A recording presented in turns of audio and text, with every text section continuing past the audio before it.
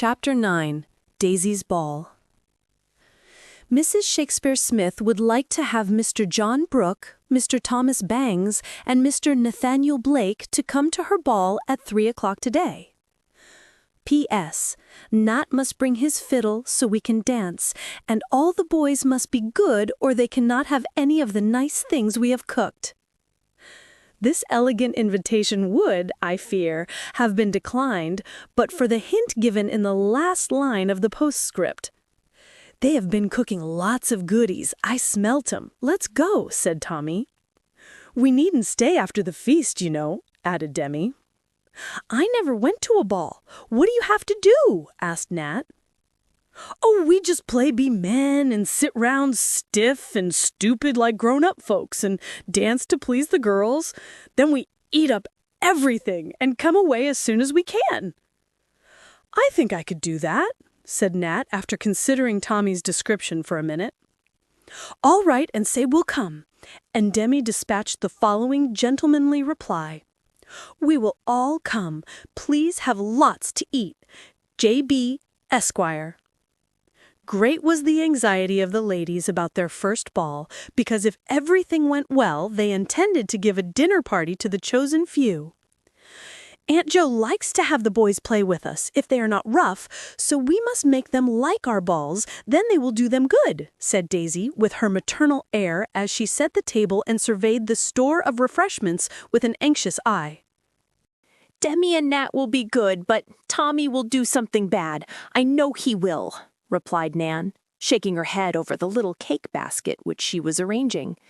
"Then I shall send him right home," said Daisy with decision.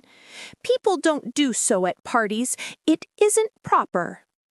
I shall never ask him any more." "That would do. He'd be sorry not to come to the dinner ball, wouldn't he?" "I guess he would.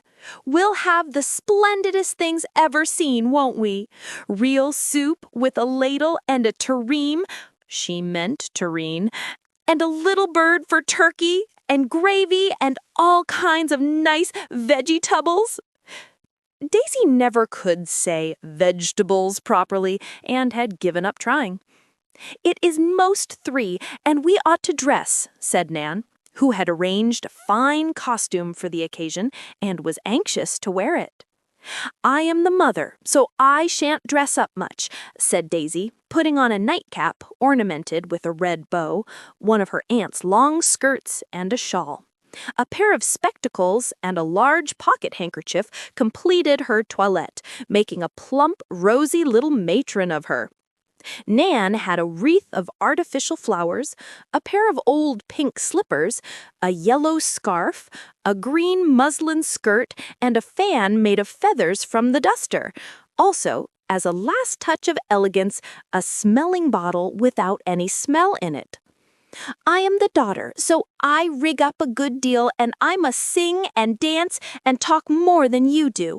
The mothers only get the tea and be proper, you know." A sudden, very loud knock caused Miss Smith to fly into a chair and fan herself violently, while her mamma sat bolt upright on the sofa and tried to look quite calm and proper.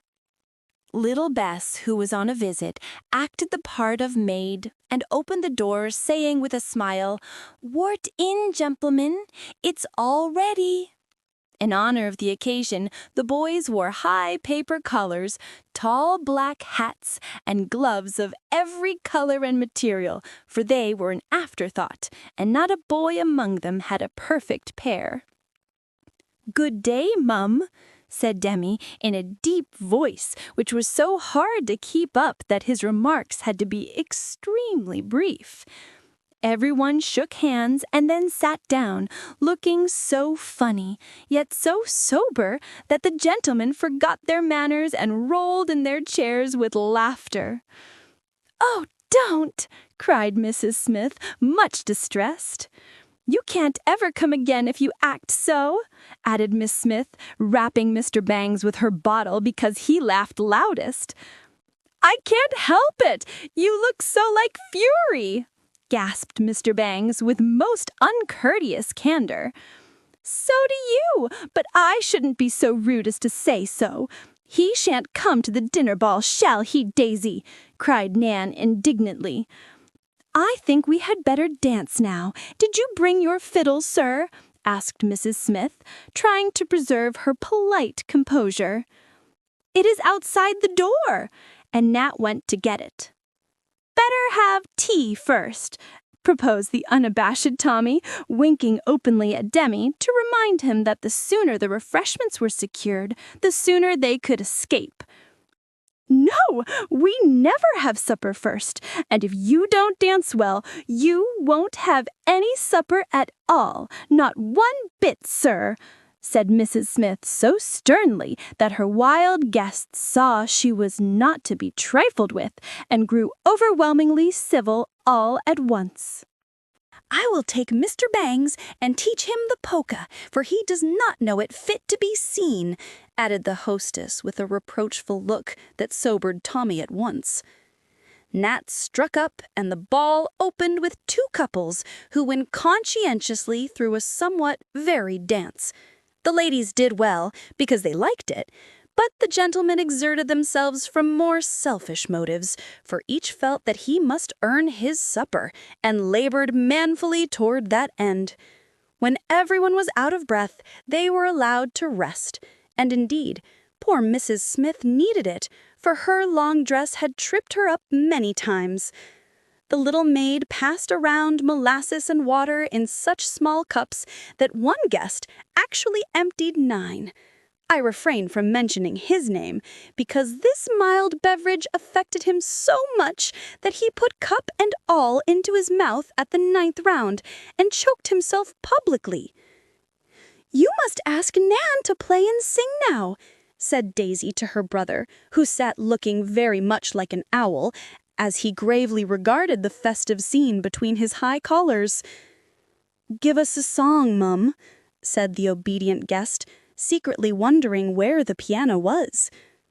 Miss Smith sailed up to an old secretary which stood in the room, threw back the lid of the writing desk, and sitting down before it, accompanied herself with a vigor which made the old desk rattle as she sang that new and lovely song beginning, "Gaily the troubadour touched his guitar as he was hastening home from the war."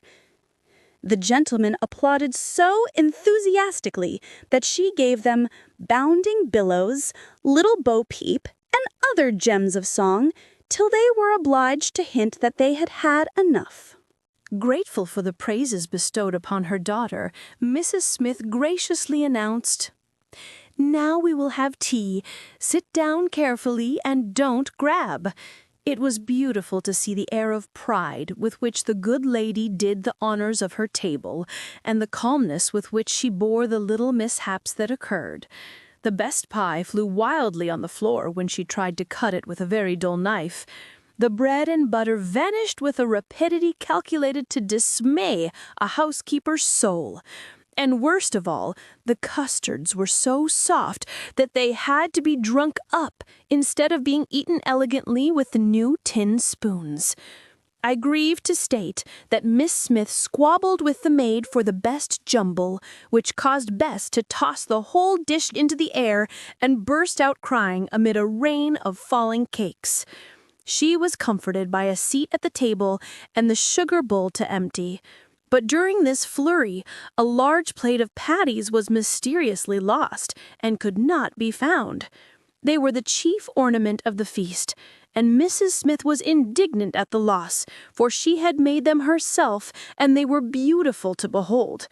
I put it to any lady if it was not hard to have 12 delicious patties, made of flour, salt, and water, with a large raisin in the middle of each, and much sugar over the whole, swept away at one fell swoop. "You hid them, Tommy, I know you did," cried the outraged hostess, threatening her suspected guest with the milk pot. "I didn't. You did. It isn't proper to contradict," said Nan, who was hastily eating up the jelly during the fray. "Give them back, Demi," said Tommy. "That's a fib. You've got them in your own pocket," bawled Demi, roused by the false accusation. "Let's take 'em away from him. "It's too bad to make Daisy cry," suggested Nat, who found his first ball more exciting than he expected. Daisy was already weeping. Bess, like a devoted servant, mingled her tears with those of her mistress, and Nan denounced the entire race of boys as plaguey things.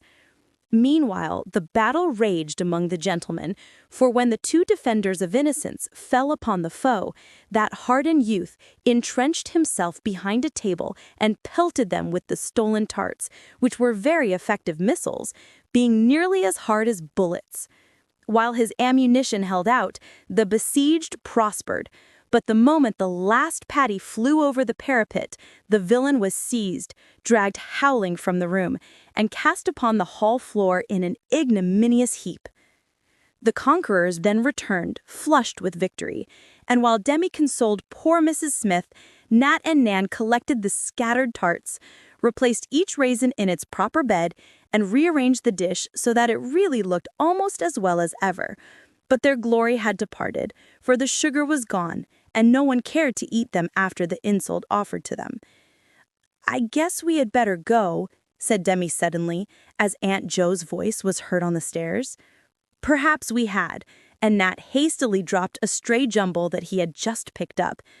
But Mrs. Jo was among them before the retreat was accomplished, and into her sympathetic ear the young ladies poured the story of their woes.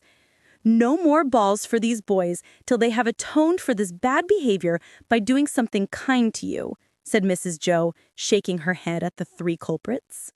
"We were only in fun," began Demi. "I don't like fun that makes other people unhappy.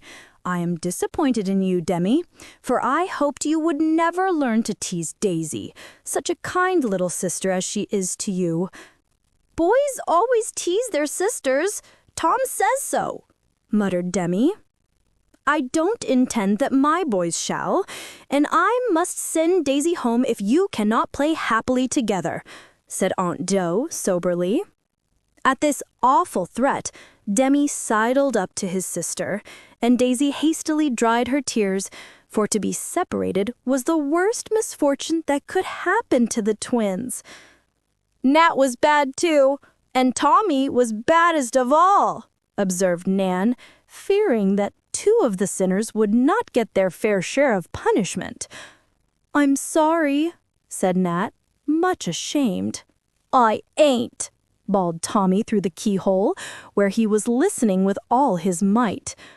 Mrs. Jo wanted very much to laugh, but kept her countenance and said impressively, as she pointed to the door, "You can go, boys. But remember, you are not to speak to or play with the little girls till I give you leave. You don't deserve the pleasure, so I forbid it." The ill-mannered young gentleman hastily retired to be received outside by derision and scorn by the unrepentant Bangs, who would not associate with them for at least 15 minutes. Daisy was soon consoled for the failure of her ball, but lamented the edict that parted her from her brother, and mourned over his shortcomings in her tender little heart. Nan rather enjoyed the trouble, and went about turning up her pug nose at the three, especially Tommy, who pretended not to care, and loudly proclaimed his satisfaction at being rid of those stupid girls. But in his secret soul, he soon repented of the rash act that caused this banishment from the society he loved, and every hour of separation taught him the value of the stupid girls. The others gave in very soon, and longed to be friends, for now there was no Daisy to pet and cook for them, no Nan to amuse and doctor them, and worst of all, no Mrs. Jo to make home life pleasant and life easy for them. To their great affliction, Mrs. Jo seemed to consider herself one of the offended girls, for she hardly spoke to the outcasts, looked as if she did not see them when she passed, and was always too busy now to attend to their requests. This sudden and entire exile from favor cast a gloom over their souls, for when Mother Bhaer deserted them, their sun had set at noonday, as it were, and they had no refuge left. This unnatural state of things actually lasted for 3 days. Then they could bear it no longer, and fearing that the eclipse might become total, went to Mr. Bhaer for help and counsel. It is my private opinion that he had received instructions how to behave if the case should be laid before him, but no one suspected it, and he gave the afflicted boys some advice, which they gratefully accepted and carried out in the following manner. Secluding themselves in the garret, they devoted several play hours to the manufacture of some mysterious machine, which took so much paste that Asha grumbled, and the little girls wondered mightily. Nan nearly got her inquisitive nose pinched in the door, trying to see what was going on, and Daisy sat about, openly lamenting that they could not all play nicely together and not have any dreadful secrets. Wednesday afternoon was fine, and after a good deal of consultation about wind and weather, Nat and Tommy went off, bearing an immense flat parcel hidden under many newspapers. Nan nearly died with suppressed curiosity, Daisy nearly cried with vexation, and both quite trembled with interest when Demi marched into Mrs. Bhaer's room, hat in hand, and said, in the politest tone possible to a mortal boy of his years, "Please, Aunt Jo, would you and the girls come out to a surprise party we have made for you? Do, it's a very nice one." "Thank you. We will come with pleasure. Only I must take Teddy with me," replied Mrs. Bhaer, with a smile that cheered Demi like sunshine after rain. "We'd like to have him. The little wagon is all ready for the girls. You won't mind walking just up to Pennyroyal Hill, will you, Auntie?" "I should like it exceedingly. But are you quite sure I shall not be in the way?" "Oh, no, indeed. We want you very much, and the party will be spoiled if you don't come," cried Demi with great earnestness. "Thank you kindly, sir," and Aunt Jo made him a grand curtsy, for she liked frolics as well as any of them. "Now, young ladies, we must not keep them waiting. On with the hats, and let us be off at once. I'm all impatience to know what the surprise is." As Mrs. Bhaer spoke, everyone bustled about, and in 5 minutes, the 3 little girls and Teddy were packed into the clothes basket, as they called the wicker wagon, which Toby drew. Demi walked at the head of the procession, and Mrs. Jo brought up the rear, escorted by Kit. It was a most imposing party, I assure you, for Toby had a red feather duster in his head, 2 remarkable flags waved over the carriage, Kit had a blue bow on his neck, which nearly drove him wild, Demi wore a nosegay of dandelions in his buttonhole, and Mrs. Jo carried the queer Japanese umbrella in honor of the occasion. The girls had little flutters of excitement all the way, and Teddy was so charmed with the drive that he kept dropping his hat overboard. And when it was taken from him, he prepared to tumble out himself, evidently feeling that it behooved him to do something for the amusement of the party. When they came to the hill, nothing was to be seen but the grass blowing in the wind, as the fairy books say, and the children looked disappointed. But Demi said, in his most impressive manner, "Now, you all get out and stand still, and the surprise party will come in." With which remark, he retired behind a rock, over which heads had been bobbing at intervals for the last half hour. A short pause of intense suspense, and then Nat, Demi, and Tommy marched forth, each bearing a new kite, which they presented to the 3 young ladies. Shrieks of delight arose, but were silenced by the boys, who said, with faces brimful of merriment, "That isn't all the surprise," and running behind the rock, again emerged, bearing a 4th kite of superb size, on which was printed in bright yellow letters, "For Mother Bhaer." "We thought you'd like it too, because you were angry with us and took the girls' part," cried all 3, shaking with laughter, for this part of the affair was evidently a surprise to Mrs. Jo. She clapped her hands and joined in the laugh, looking thoroughly tickled at the joke. "Now, boys, that is regularly splendid. Who did think of it?" she asked, receiving the monster kite with as much pleasure as the little girls did theirs. "Uncle Fritz proposed it when we planned to make the others. He said you'd like it, so we made a bouncer," answered Demi, beaming with satisfaction at the success of the plot. "Uncle Fritz knows what I like. Yes, these are magnificent kites, and we were wishing we had some the other day when you were flying yours, weren't we, girls?" "That's why we made them for you," cried Tommy, standing on his head as the most appropriate way of expressing his emotions. "Let us fly them," said energetic Nan. "I don't know how," began Daisy. "We'll show you, we want to," cried all the boys in a burst of devotion as Demi took Daisy's, Tommy Nan's, and Nat, with difficulty, persuaded Bess to let go her little blue one. "Auntie, if you will wait a minute, we'll pitch yours for you," said Demi, feeling that Mrs. Bhaer's favor must not be lost again by any neglect of theirs. "Bless your buttons, dear, I know all about it, and here is a boy who will toss up for me," added Mrs. Jo as the professor peeped over the rock with a face full of fun. He came out at once, tossed up the big kite, and Mrs. Jo ran off with it in fine style, while the children stood and enjoyed the spectacle.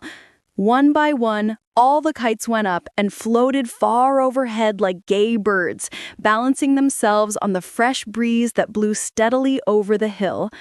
Such a merry time as they had, running and shouting, sending up the kites or pulling them down, watching their antics in the air and feeling them tug at the string like live creatures trying to escape. Nan was quite wild with the fun. Daisy thought the new play nearly as interesting as dolls, and little Bess was so fond of her bootite that she would only let it go on very short flights, preferring to hold it in her lap and look at the remarkable pictures painted on it by Tommy's dashing brush. Mrs. Jo enjoyed hers immensely, and it acted as if it knew who owned it, for it came tumbling down head first when least expected, caught on trees, nearly pitched into the river, and finally darted away to such a height that it looked a mere speck among the clouds. By and by, everyone got tired, and fastening the kite strings to trees and fences, all sat down to rest, except Mr. Bhaer, who went off to look at the cows, with Teddy on his shoulder. "Did you ever have such a good time as this before?" asked Nat, as they lay about on the grass, nibbling pennyroyal like a flock of sheep. "Not since I last flew a kite years ago, when I was a girl," answered Mrs. Jo. "I'd like to have known you when you were a girl. You must have been so jolly," said Nat. "I was a naughty little girl, I am sorry to say." "I like naughty little girls," observed Tommy, looking at Nan, who made a frightful grimace at him in return for the compliment. "Why don't I remember you then, Auntie? Was I too young?" asked Demi. "Rather, dear. I suppose my memory hadn't come then. Grandpa says that different parts of the mind unfold as we grow up, and the memory part of my mind hadn't unfolded when you were little, so I can't remember how you looked," explained Demi. "Now, little Socrates, you'd better keep that question for Grandpa.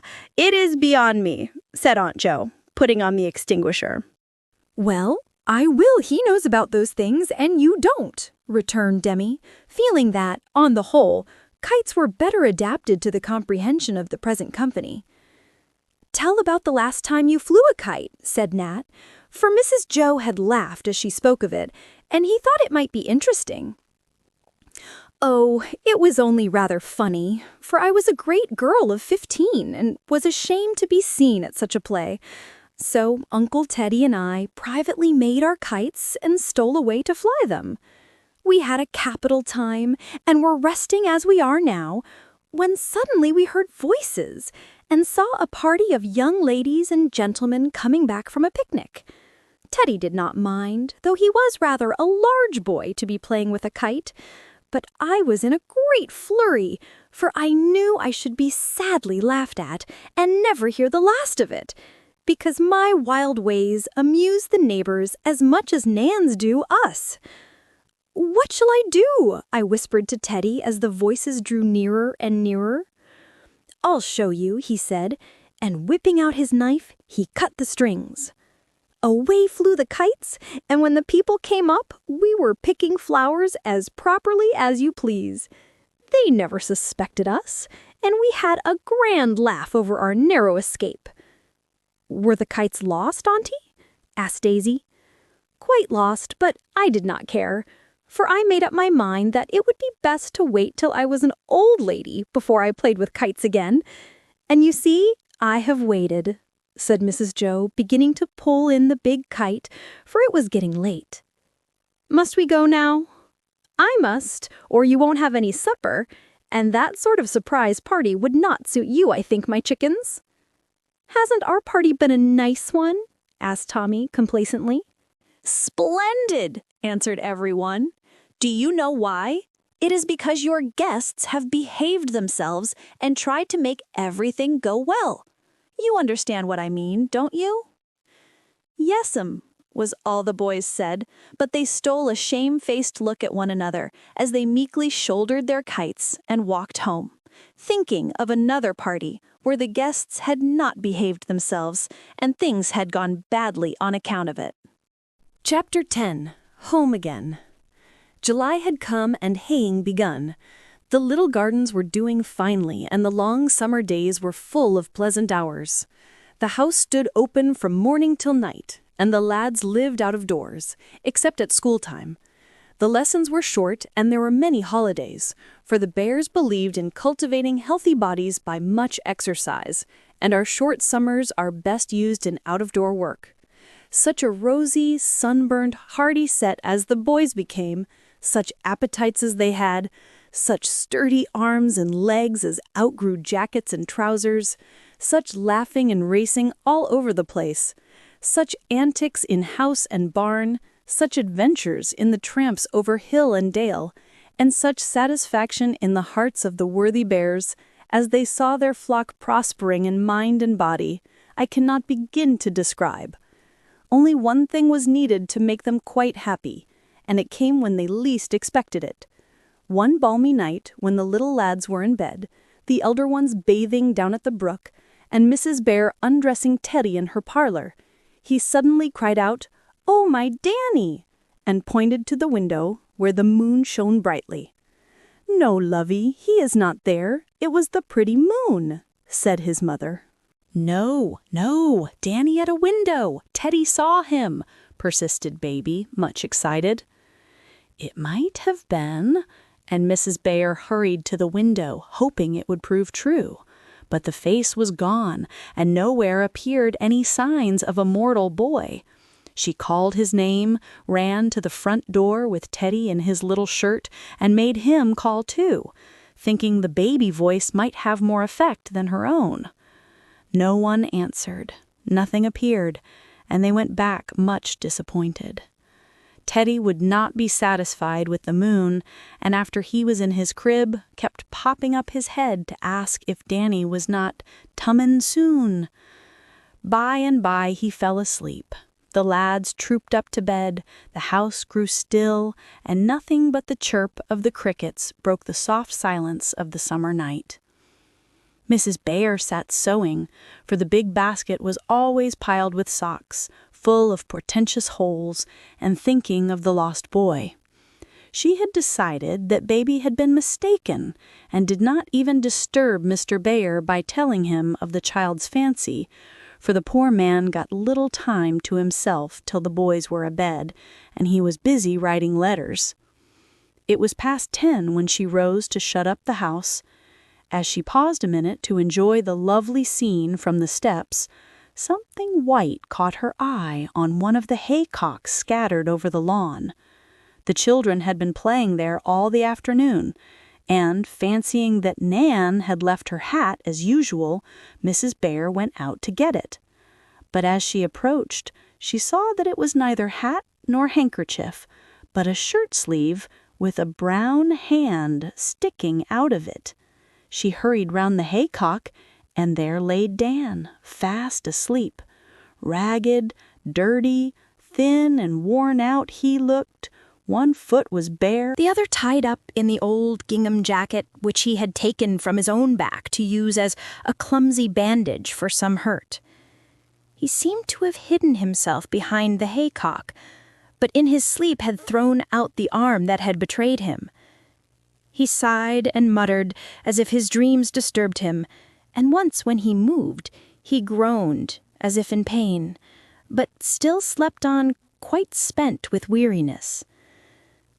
"He must not lie here," said Mrs. Bhaer, and stooping over him she gently called his name. He opened his eyes and looked at her as if she was a part of his dream, for he smiled and said drowsily, "Mother Bhaer, I've come home." The look, the words, touched her very much, and she put her hand under his head to lift him up, saying in her cordial way, "I thought you would, and I'm so glad to see you, Dan." He seemed to wake thoroughly then, and started up, looking about him as if he suddenly remembered where he was, and doubted even that kind welcome. His face changed, and he said, in his old rough way, "I was going off in the morning. I only stopped to peek in as I went by." "But why not come in, Dan? Didn't you hear us call you? Teddy saw and cried for you." "Didn't suppose you'd let me in," he said, fumbling with a little bundle which he had taken up as if going immediately. "Try and see," was all Mrs. Bhaer answered, holding out her hand and pointing to the door where the light shone hospitably. With a long breath, as if a load was off his mind, Dan took up a stout stick and began to limp towards the house, but stopped suddenly to say inquiringly, "Mr. Bhaer won't like it. I ran away from Paige." He knows it and was sorry, but it will make no difference. "Are you lame?" asked Mrs. Jo as he limped on again. "Getting over a wall, a stone fell on my foot and smashed it. I don't mind." And he did his best to hide the pain each step cost him. Mrs. Jo helped him into her own room, and once there, he dropped into a chair and laid his head back, white and faint with weariness and suffering. "My poor Dan, drink this and then eat a little. You are at home now, and Mother Bhaer will take good care of you." He only looked up at her with eyes full of gratitude as he drank the wine she held to his lips, and then began slowly to eat the food she brought him. Each mouthful seemed to put heart into him, and presently he began to talk as if anxious to have her know all about him. "Where have you been, Dan?" she asked, beginning to get out some bandages. "I ran off more'n a month ago. Paige was good enough, but too strict. I didn't like it, so I cut away down the river with a man who was going in his boat. That's why they couldn't tell where I'd gone. When I left the man, I worked for a couple of weeks with a farmer, but I thrashed his boy, and then the old man thrashed me, and I ran off again and walked here." "All the way?" "Yes. The man didn't pay me, and I wouldn't ask for it. Took it out in beating the boy." And Dan laughed, yet looked ashamed as he glanced at his ragged clothes and dirty hands. "How did you live? It was a long, long tramp for a boy like you." "Oh, I got on well enough till I hurt my foot. Folks gave me things to eat, and I slept in barns and tramped by day. I got lost trying to make a shortcut, or I'd have been here sooner." "But if you did not mean to come in and stay with us, what were you going to do?" "I thought I'd like to see Teddy again and you, and then I was going back to my old work in the city. Only I was so tired I went to sleep on the hay. I'd have been gone in the morning if you hadn't found me." "Are you sorry I did?" And Mrs. Jo looked at him with a half-merry, half-reproachful look as she knelt down to look at his wounded foot. The color came up into Dan's face, and he kept his eyes fixed on his plate as he said very low, "No, ma'am, I'm glad. I wanted to stay, but I was afraid you—" He did not finish, for Mrs. Bhaer interrupted him by an exclamation of pity as she saw his foot, for it was seriously hurt. "When did you do it?" "3 days ago." "And you have walked on it in this state?" "I had a stick, and I washed it at every brook I came to, and one woman gave me a rag to put on it." "Mr. Bhaer must see and dress it at once." And Mrs. Jo hastened into the next room, leaving the door ajar behind her, so that Dan heard all that passed. "Fritz, the boy has come back." "Who? Dan?" "Yes. Teddy saw him at the window, and he called to him, but he went away and hid behind the haycocks on the lawn. I found him there just now, fast asleep, and half dead with weariness and pain. He ran away from Page a month ago and has been making his way to us ever since.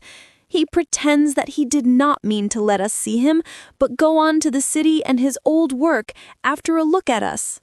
It is evident, however, that the hope of being taken in has led him here through everything, and there he is waiting to know if you will forgive and take him back. Did he say so? His eyes did, and when I waked him, he said, like a lost child, "Mother Bhaer, I've come home." I hadn't the heart to scold him, and just took him in like a poor little black sheep come back to the fold. I may keep him, Fritz? Of course you may. This proves to me that we have a hold on the boy's heart, and I would no more send him away now than I would my own Rob. Dan heard a soft little sound as if Mrs. Jo thanked her husband without words, and in the instant silence that followed, 2 great tears that had slowly gathered in the boy's eyes brimmed over and rolled down his dusty cheeks. No one saw them, for he brushed them hastily away, but in that little pause I think Dan's old distrust for these good people vanished forever. The soft spot in his heart was touched, and he felt an impetuous desire to prove himself worthy of the love and pity that was so patient and forgiving. He said nothing. He only wished the wish with all his might, resolved to try in his blind boyish way, and sealed his resolution with the tears which neither pain, fatigue, nor loneliness could wring from him. "Come and see his foot. I am afraid it is badly hurt, for he has kept on 3 days through heat and dust, with nothing but water and an old jacket to bind it up with. I tell you, Fritz, that boy is a brave lad and will make a fine man yet." "I hope so, for your sake, enthusiastic woman. Your faith deserves success. Now I will go and see your little Spartan. Where is he?" "In my room, but, dear, you'll be very kind to him, no matter how gruff he seems. I am sure that is the way to conquer him. He won't bear sternness nor much restraint, but a soft word and infinite patience will lead him as it used to lead me." "As if you ever were like this little rascal," cried Mr. Bhaer, laughing, yet half angry at the idea. "I was in spirit, though I showed it in a different way. I seem to know by instinct how he feels, to understand what will win and touch him, and to sympathize with his temptations and faults. I am glad I do, for it will help me to help him, and if I can make a good man of this wild boy, it will be the best work of my life. God bless the work and help the worker." Mr. Bhaer spoke now as earnestly as she had done, and both came in together to find Dan's head down on his arm, as if he was quite overcome by sleep. But he looked up quickly and tried to rise, as Mr. Bhaer said pleasantly, "So, you like Plumfield better than Page's farm? Well, let us see if we can get on more comfortably this time than we did before." "Thank ye, sure," said Dan, trying not to be gruff, and finding it easier than he expected. "Now the foot. Ah, this is not well. We must have Dr. Firth tomorrow. Warm water, Jo, and old linen." Mr. Bhaer bathed and bound up the wounded foot, while Mrs. Jo prepared the only empty bed in the house. It was in the little guest chamber leading from the parlor, and often used when the lads were poorly, for it saved Mrs. Jo from running up and down, and the invalids could see what was going on. When it was ready, Mr. Bhaer took the boy in his arms and carried him in, helped him undress, laid him on the little white bed, and left him with another handshake and a fatherly, "Good night, my son." Dan dropped asleep at once and slept heavily for several hours. Then his foot began to throb and ache, and he awoke to toss about uneasily, trying not to groan lest anyone should hear him, for he was a brave lad, and did bear pain like a little Spartan, as Mr. Bhaer called him. Mrs. Jo had a way of flitting about the house at night, to shut the windows if the wind grew chilly, to draw mosquito curtains over Teddy, or look after Tommy, who occasionally walked in his sleep.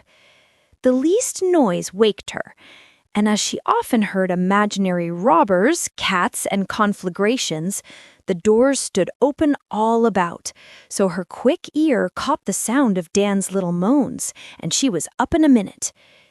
He was just giving his hot pillow a despairing thump when a light came glimmering through the hall, and Mrs. Jo crept in, looking like a droll ghost with her hair in a great knob on the top of her head, and a long gray dressing gown trailing behind her. "Are you in pain, Dan?" "It's pretty bad, but I didn't mean to wake you. I'm a sort of owl, always flying about at night." "Yes, your foot is like fire.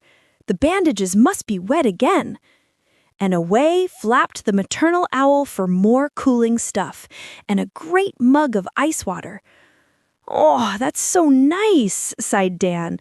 The wet bandages went on again, and a long draught of water cooled his thirsty throat. "There, now sleep your best, and don't be frightened if you see me again, for I'll slip down by and by and give you another sprinkle." As she spoke, Mrs. Jo stooped to turn the pillow and smooth the bedclothes, when to her great surprise, Dan put his arm around her neck, drew her face down to his, and kissed her with a broken, "Thank you, ma'am," which said more than the most eloquent speech could have done. For the hasty kiss, the muttered words meant, "I'm sorry. I will try." She understood it, accepted the unspoken confession, and did not spoil it by any token of surprise. She only remembered that he had no mother, kissed the brown cheek half hidden on the pillow, as if ashamed of the little touch of tenderness, and left him, saying what he long remembered, "You are my boy now, and if you choose, you can make me proud and glad to say so." Once again, just at dawn, she stole down to find him so fast asleep that he did not wake, and showed no sign of consciousness as she wet his foot, except that the lines of pain smoothed themselves away and left his face quite peaceful.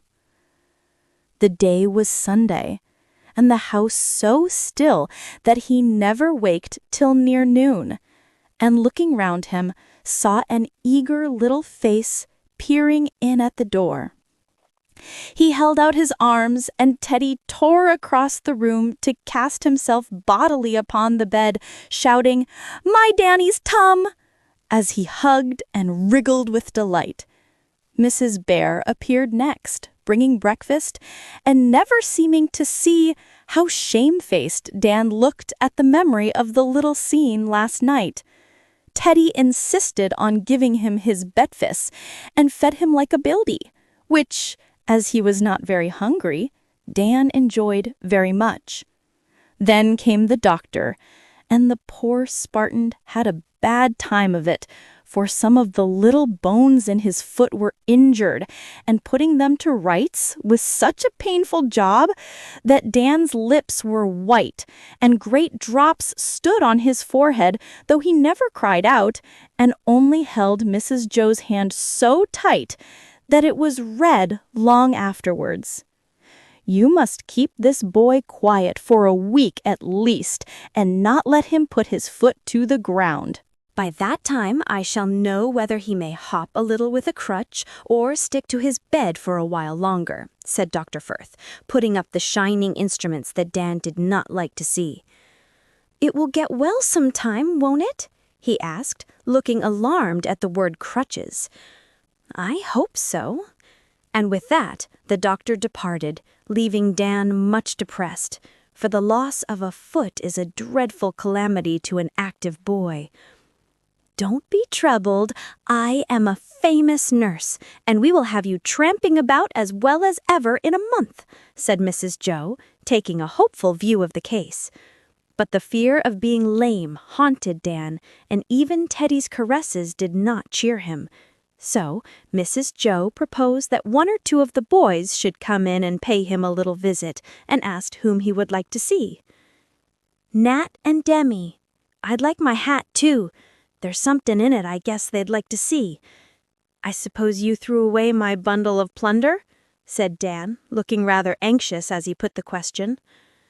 "No, I kept it, for I thought they must be treasures of some kind. You took such care of them." And Mrs. Jo brought him his old straw hat stuck full of butterflies and beetles, and a handkerchief containing a collection of odd things picked up on his way.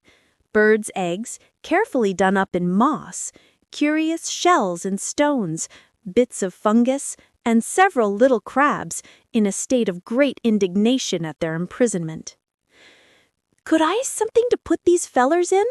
Mr. Hyde and I found 'em, and they're first-rate ones, so I'd like to keep and watch 'em. Can I?" asked Dan, forgetting his foot and laughing to see the crabs go sidling and backing over the bed. "Of course you can. Polly's old cage will be just the thing. Don't let them nip Teddy's toes while I get it." And away went Mrs. Jo, leaving Dan overjoyed to find that his treasures were not considered rubbish and thrown away. Nat, Demi, and the cage arrived together, and the crabs were settled in their new house to the great delight of the boys, who, in the excitement of the performance, forgot any awkwardness they might otherwise have felt in greeting the runaway. To these admiring listeners, Dan related his adventures much more fully than he had done to the bears. Then he displayed his plunder and described each article so well that Mrs. Jo, who had retired to the next room to leave them free, was surprised and interested, as well as amused, at their boyish chatter. How much the lad knows of these things! How absorbed he is in them! And what a mercy it is just now, for he cares so little for books, it would be hard to amuse him while he is laid up. But the boys can supply him with beetles and stones to any extent, and I am glad to find out this taste of his. It is a good one, and may perhaps prove the making of him.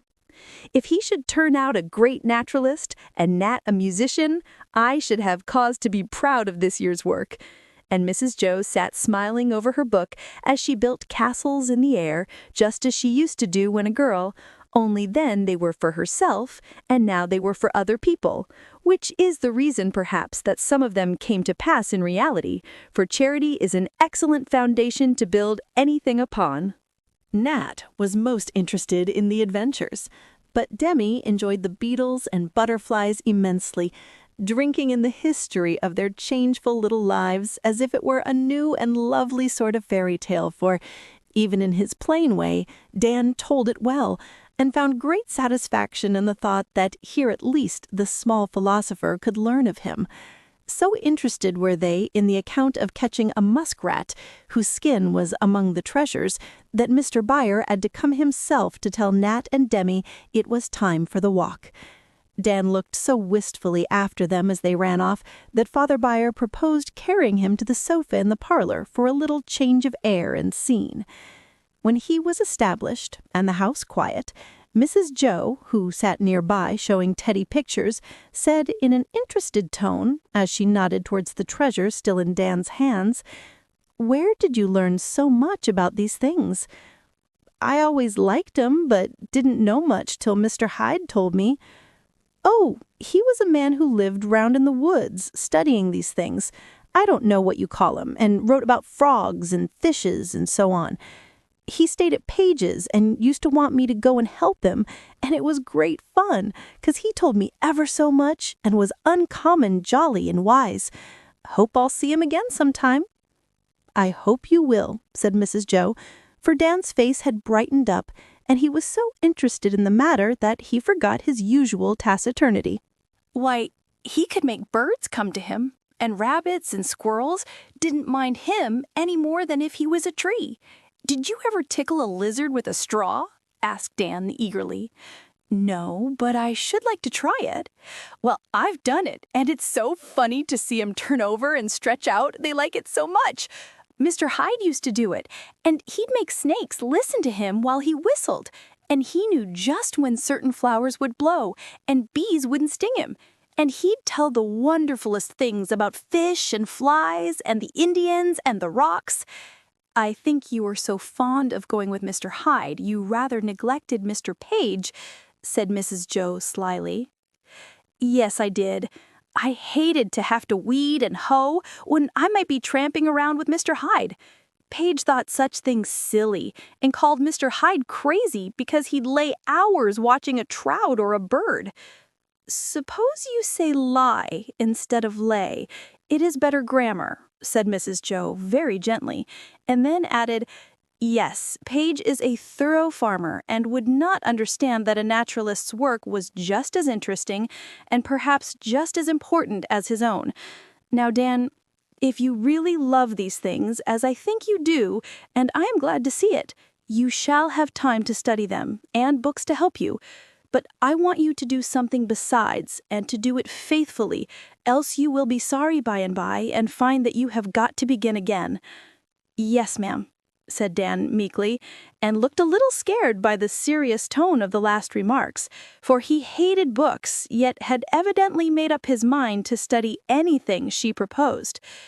Do you see that cabinet with 12 drawers in it? Was the next very unexpected question. Dan did see 2 tall, old-fashioned ones standing on either side of the piano. He knew them well, and had often seen nice bits of string, nails, brown paper, and such useful matters come out of the various drawers. He nodded and smiled. Mrs. Jo went on. Well, don't you think those drawers would be good places to put your eggs and stones and shells and lichens? Oh, splendid! But you wouldn't like my things cluttering round, as Mr. Page used to say, would you? Cried Dan, sitting up to survey the old piece of furniture with sparkling eyes. I like litter of that sort, and if I didn't, I should give you the drawers, because I have a regard for children's little treasures, and I think they should be treated respectfully. Now, I am going to make a bargain with you, Dan, and I hope you will keep it honorably. Here are 12 good-sized drawers, one for each month of the year, and they shall be yours as fast as you earn them by doing the little duties that belong to you. I believe in rewards of a certain kind, especially for young folks. They help us along.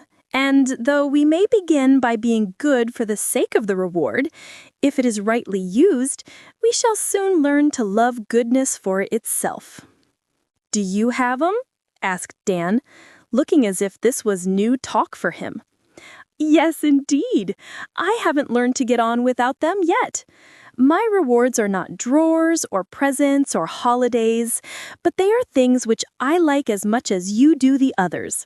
The good behavior and success of my boys is one of the rewards I love best, and I work for it as I want you to work for your cabinet. Do what you dislike and do it well, and you get 2 rewards. One, the prize you see and hold. The other, the satisfaction of a duty cheerfully performed. Do you understand that? Yes, ma'am. We all need these little helps, so you shall try to do your lessons and your work, play kindly with all the boys, and use your holidays well. And if you bring me a good report, or if I see and know it without words, for I'm quick to spy out the good little efforts of my boys, you shall have a compartment in the drawer for your treasures. See, some are already divided into 4 parts, and I will have the others made in the same way, a place for each week. And when the drawer is filled with curious and pretty things, I shall be as proud of it as you are. Prouder, I think, for in the pebbles, mosses, and gay butterflies, I shall see good resolutions carried out, conquered faults, and a promise well kept. Shall we do this, Dan? The boys answered with one of the looks which said much, for it showed that he felt and understood her wish and words, although he did not know how to express his interest and gratitude for such care and kindness. She understood the look, and seeing by the color that flushed up to his forehead that he was touched, as she wished him to be, she said no more about that side of the new plan, but pulled out the upper drawer, dusted it, and set it on 2 chairs before the sofa, saying briskly, "Now, let us begin at once by putting those nice beetles in a safe place. These compartments will hold a good deal, you see. I'd pin the butterflies and bugs round the sides. They will be quite safe there, and leave room for the heavy things below. I'll give you some cotton wool and clean paper and pins, and you can get ready for the week's work." "But I can't go out to find any new things," said Dan, looking piteously at his foot. "That's true. Never mind. We'll let these treasures do for this week, and I dare say the boys will bring you loads of things if you ask them. They don't know the right sort. Besides, if I lie here all the time, I can't work and study and earn my drawers. There are plenty of lessons you can learn lying there, and several little jobs of work you can do for me. Can I?" And Dan looked both surprised and pleased. "You can learn to be patient and cheerful in spite of pain and no play.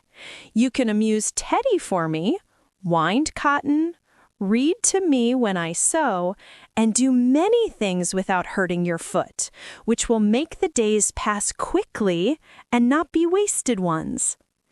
Here Demi ran in with a great butterfly in one hand and a very ugly little toad in the other. "See, Dan, I found them and ran back to give them to you. Aren't they beautiful ones?" panted Demi, all out of breath.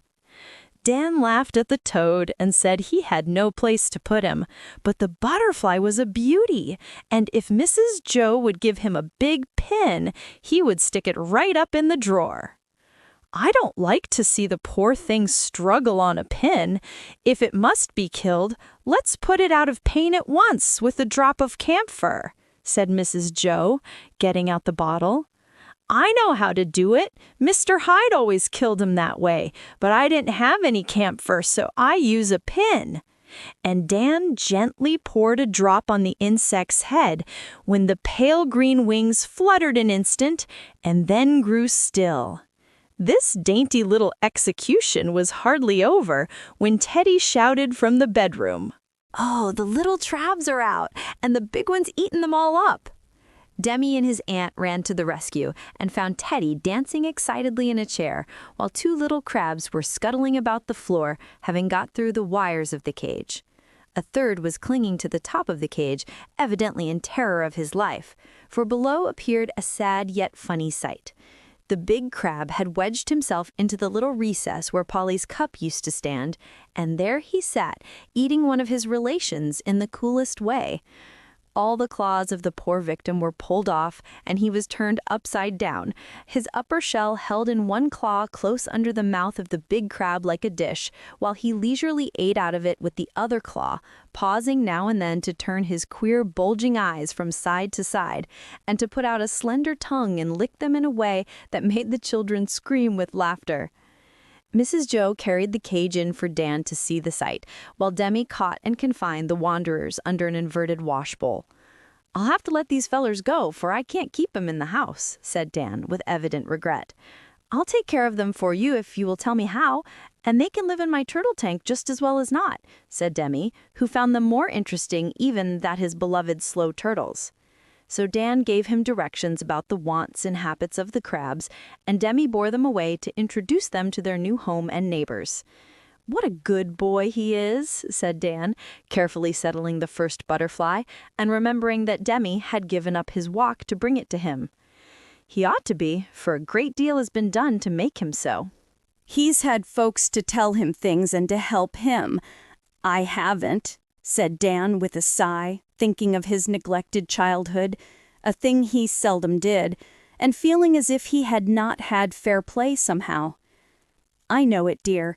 And for that reason, I don't expect as much from you as from Demi, though he is younger.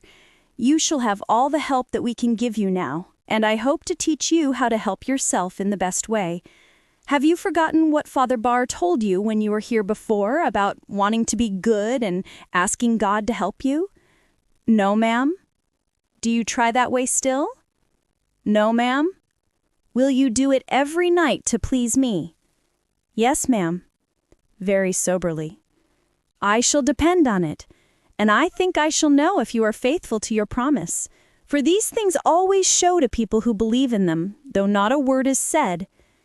Now here is a pleasant story about a boy who hurt his foot worse than you did yours. Read it and see how bravely he bore his troubles. She put that charming little book, The Crofton Boys, into his hands and left him for an hour, passing in and out from time to time that he might not feel lonely. Dan did not love to read, but soon got so interested that he was surprised when the boys came home. Daisy brought him a nosegay of wildflowers, and Nan insisted on helping bring him his supper, as he lay on the sofa with the door open into the dining room, so that he could see the lads at table and they could nod socially to him over their bread and butter. Mr. Bhaer carried him away to his bed early, and Teddy came in his nightgown to say good night, for he went to his little nest with the birds. "I want to say my prayers to Danny, may I?" he asked, and when his mother said yes, the little fellow knelt down by Dan's bed and, folding his chubby hands, said softly, "Peace God bless everybody and help me to be good." Then he went away smiling with sleepy sweetness over his mother's shoulder. But after the evening talk was done, the evening song sung, and the house grew still with beautiful Sunday silence, Dan lay in his pleasant room, wide awake, thinking new thoughts, feeling new hopes and desires stirring in his boyish heart. For 2 good angels had entered in. Love and gratitude began the work which time and effort were to finish. And with an earnest wish to keep his first promise, Dan folded his hands together in the darkness and softly whispered Teddy's little prayer. "Please God bless everyone and help me to be good." Chapter 11. Uncle Teddy. For a week, Dan only moved from bed to sofa. A long week and a hard one, for the hurt foot was very painful at times. The quiet days were very wearisome to the active lad, longing to be out enjoying the summer weather, and especially difficult was it to be patient. But Dan did his best, and everyone helped him in their various ways. So the time passed, and he was rewarded at last by hearing the doctor say on Saturday morning, "This foot is doing better than I expected. Give the lad the crutch this afternoon, and let him stump about the house a little." "Hooray!" shouted Nat, and raced away to tell the other boys the good news. Everybody was very glad, and after dinner, the whole flock assembled to behold Dan crutch himself up and down the hall a few times before he settled in the porch to hold a sort of levee. He was much pleased at the interest and goodwill shown him, and brightened up more and more every minute, for the boys came to pay their respects, the little girls fussed about him with stools and cushions, and Teddy watched over him as if he was a frail creature, unable to do anything for himself. They were still sitting and standing about the steps when a carriage stopped at the gate, a hat was waved from it, and with a shout of "Uncle Teddy! Uncle Teddy!" Rob scampered down the avenue as fast as his short legs would carry him. All the boys but Dan ran after him to see who should be first to open the gate, and in a moment the carriage drove up with boys swarming all over it, while Uncle Teddy sat laughing in the midst, with his little daughter on his knee. "Stop the triumphal car and let Jupiter descend," he said, and jumping out ran up the steps to meet Mrs. Bhaer, who stood smiling and clapping her hands like a girl. "How goes it, Teddy?" "All right, Joe." Then they shook hands, and Mr. Lorry put Bess into her aunt's arms, saying as the child hugged her tight, "Goldilocks wanted to see you so much that I ran away with her, for I was quite pining for a sight of you myself. We want to play with your boys for an hour or so, and to see how the old woman who lived in a shoe and had so many children she did not know what to do is getting on." "I'm so glad! Play away and don't get into mischief," answered Mrs. Jo, as the lads crowded round the pretty child, admiring her long golden hair, dainty dress, and lofty ways, for the little princess, as they called her, allowed no one to kiss her, but sat smiling down upon them and graciously patting their heads with her little white hands. They all adored her, especially Rob, who considered her a sort of doll and dared not touch her lest she should break, but worshipped her at a respectful distance, made happy by an occasional mark of favor from her little highness. As she immediately demanded to see Daisy's kitchen, she was borne off by Mrs. Jo with a train of small boys following. The others, all but Nat and Demi, ran away to the menagerie and gardens to have all in order, for Mr. Lorry always took a general survey and looked disappointed if things were not flourishing. Standing on the steps, he turned to Dan, saying like an old acquaintance, though he had only seen him once or twice before, "How is the foot?" "Better, sir." "Rather tired of the house, aren't you?" "Guess I am." And Dan's eyes roved away to the green hills and woods where he longed to be. "Suppose we take a little turn before the others come back. That big, easy carriage will be quite safe and comfortable, and a breath of fresh air will do you good. Get a cushion and a shawl, Demi, and let's carry Dan off." The boys thought it was a capital joke, and Dan looked delighted, but asked, with an unexpected burst of virtue, "Will Mrs. Bhaer like it?" "Oh, yes, we settled all that a minute ago." "You didn't say anything about it, so I don't see how you could," said Demi inquisitively. "We have a way of sending messages to one another, without any words. It is a great improvement on the telegraph." I know its eyes. I saw you lift your eyebrows and nod toward the carriage, and Mrs. Bhaer laughed and nodded back again, cried Nat, who was quite at his ease with kind Mr. Lorry by this time. Right. Now them. Come on. And in a minute, Dan found himself settled in the carriage, his foot on a cushion on the seat opposite, nicely covered with a shawl, which fell down from the upper regions in a most mysterious manner just when they wanted it. Demi climbed up to the box beside Peter, the black coachman. Nat sat next Dan in the place of honor, while Uncle Teddy would sit opposite to take care of the foot, he said, but really that he might study the faces before him, both so happy, yet so different, for Dan's was square and brown and strong, while Nat's was long and fair and rather weak, but very amiable, with its mild eyes and good forehead. "By the way, I've got a book somewhere here that you may like to see," said the oldest boy of the party, diving under the seat and producing the book, which made Dan exclaim, "Oh, by George, isn't that a stunner?" As he turned the leaves and saw fine plates of butterflies and birds and every sort of interesting insect colored like life. He was so charmed that he forgot his thanks, but Mr. Lorry did not mind, and was quite satisfied to see the boy's eager delight and to hear his exclamations over certain old friends as he came to them. Nat leaned on his shoulder to look, and Demi turned his back to the horses and let his feet dangle inside the carriage so that he might join in the conversation. When they got among the beetles, Mr. Lorry took a curious little object out of his vest pocket and, laying it in the palm of his hand, said, "There's a beetle that is thousands of years old." And then, while the lads examined the queer stone bug that looked so old and gray, he told them how it came out of the wrappings of a mummy after lying for ages in a famous tomb. Finding them interested, he went on to tell about the Egyptians and the strange and splendid ruins they have left behind them in the Nile, and how he sailed up the mighty river with the handsome dark men to work his boat, how he shot alligators, saw wonderful beasts and birds, and afterwards crossed the desert on a camel who pitched him about like a ship in a storm. "Uncle Teddy tells stories most as well as Grandpa," said Demi, approvingly, when the tale was done and the boy's eyes asked for more. "Thank you," said Mr. Lorry, quite soberly, for he considered Demi's praise worth having, for children are good critics in such cases, and to suit them is an accomplishment that anyone may be proud of. Here's another trifle or two that I tucked into my pocket as I was turning over my traps to see if I had anything that would amuse Dan. And Uncle Teddy produced a fine arrowhead and a string of wampum. "Oh, tell about the Indians," cried Demi, who was fond of playing wigwam. "Dan knows lots about them," added Nat. "More than I do, I dare say. Tell us something." And Mr. Lorry looked as interested as the other two. "Mr. Hyde told me he's been among 'em and can talk their talk and likes 'em," began Dan, flattered by their attention but rather embarrassed by having a grown-up listener. "What is wampum for?" asked curious Demi from his perch.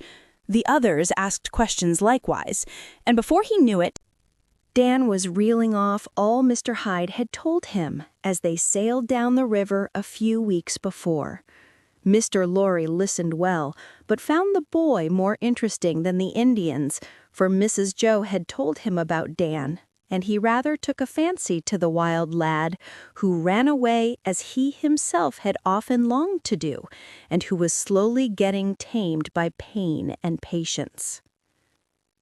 "I've been thinking that it would be a good plan for you fellows to have a museum of your own, a place in which to collect all the curious and interesting things that you find and make and have given you. Mrs. Jo is too kind to complain, but it is rather hard for her to have the house littered up with all sorts of rattle-traps. Half a pint of door-bugs in one of her best vases, for instance. A couple of dead bats nailed up in the back entry. Wasps' nests tumbling down on people's heads, and stones lying round everywhere, enough to pave the avenue. There are not many women who would stand that sort of thing, are there now?" As Mr. Lorry spoke with a merry look in his eyes, the boys laughed and nudged one another, for it was evident that someone told tales out of school, else how could he know of the existence of these inconvenient treasures? "Where can we put them, then?" said Demi, crossing his legs and leaning down to argue the question. "In the old carriage house." "But it leaks, and there isn't any window, nor any place to put things, and it's all dust and cobwebs," began Nat. "Wait till Gibbs and I have touched it up a bit, and then see how you like it. He is to come over on Monday to get it ready. Then, next Saturday, I shall come out, and we will fix it up and make the beginning, at least, of a fine little museum." "Everyone can bring his things and have a place for them, and Dan is to be the head man because he knows most about such matters, and it will be quiet, pleasant work for him now that he can't knock about much." "Won't that be jolly?" cried Nat, while Dan smiled all over his face and had not a word to say, but hugged his book and looked at Mr. Lorry as if he thought him one of the greatest public benefactors that ever blessed the world. "Shall I go round again, sir?" asked Peter as they came to the gate after 2 slow turns about the half-mile triangle. "No, we must be prudent, else we can't come again. I must go over the premises, take a look at the carriage house, and have a little talk with Mrs. Jo before I go." And having deposited Dan on his sofa to rest and enjoy his book, Uncle Teddy went off to have a frolic with the lads who were raging about the place in search of him. Leaving the little girls to mess upstairs, Mrs. Bhaer sat down by Dan and listened to his eager account of the drive till the flock returned, dusty, warm, and much excited about the new museum which everyone considered the most brilliant idea of the age. "I always wanted to endow some sort of an institution, and I am going to begin with this," said Mr. Lorry, sitting down on a stool at Mrs. Jo's feet. "You have endowed one already. What do you call this?" And Mrs. Jo pointed to the happy-faced lads who had camped upon the floor about him. "I call it a very promising bear garden, and I'm proud to be a member of it. Did you know I was the head boy in this school?" he asked, turning to Dan and changing the subject skillfully, for he hated to be thanked for the generous things he did. "I thought Franz was," answered Dan, wondering what the man meant. "Oh dear, no. I'm the first boy Mrs. Jo ever had to take care of, and I was such a bad one that she isn't done with me yet, though she has been working at me for years and years." "How old she must be," said Nat innocently. "She began early, you see. Poor thing, she was only 15 when she took me, and I led her such a life, it's a wonder she isn't wrinkled and gray and quite worn out." And Mr. Lorry looked up at her laughing. "Don't, Teddy. I won't have you abuse yourself so." And Mrs. Jo stroked the curly black head at her knee as affectionately as ever, for, in spite of everything, Teddy was her boy still. "If it hadn't been for you, there never would have been a Plumfield. It was my success with you, sir, that gave me courage to try my pet plan. So the boys may thank you for it, and name the new institution the Lawrence Museum in honor of its founder. Won't we, boys?" she added, looking very like the lively Jo of old times. "We will," shouted the boys, throwing up their hats. For though they had taken them off on entering the house, according to rule, they had been in too much of a hurry to hang them up. "I'm as hungry as a bear. Can't I have a cookie?" asked Mr. Lorry, when the shout subsided and he had expressed his thanks by a splendid bow. "Trot out and ask Asia for the gingerbread box, Demi. It isn't in order to eat between meals, but on this joyful occasion we won't mind, and have a cookie all round," said Mrs. Jo. And when the box came, she dealt them out with a liberal hand, everyone munching away in a social circle. Suddenly, in the midst of a bite, Mr. Lorry cried out, "Bless my heart, I forgot Grandma's bundle!" and running out to the carriage, returned with an interesting white parcel, which, being opened, disclosed a choice collection of beasts, birds, and pretty things cut out of crisp, sugary cake, and baked a lovely brown. "There's one for each, and a letter to tell which is whose. Grandma and Hannah made them, and I tremble to think what would have happened to me if I had forgotten to leave them." Then, amid much laughing and fun, the cakes were distributed. A fish for Dan, a fiddle for Nat, a book for Demi, a monkey for Tommy, a flower for Daisy, a hoop for Nan, who had driven twice round the triangle without stopping, a star for Emile, who put on airs because he studied astronomy, and, best of all, an omnibus for Franz, whose great delight was to drive the family bus. Stuffy got a fat pig, and the little folks had birds and cats and rabbits with black currant eyes. "Now I must go. Where is my Goldilocks? Mamma will come flying out to get her if I'm not back early," said Uncle Teddy, when the last crumb had vanished, which it speedily did, you may be sure.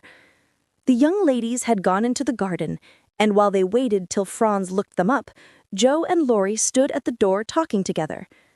"How does little Giddy-Gaddy come on?" he asked, for Nan's pranks amused him very much, and he was never tired of teasing Jo about her.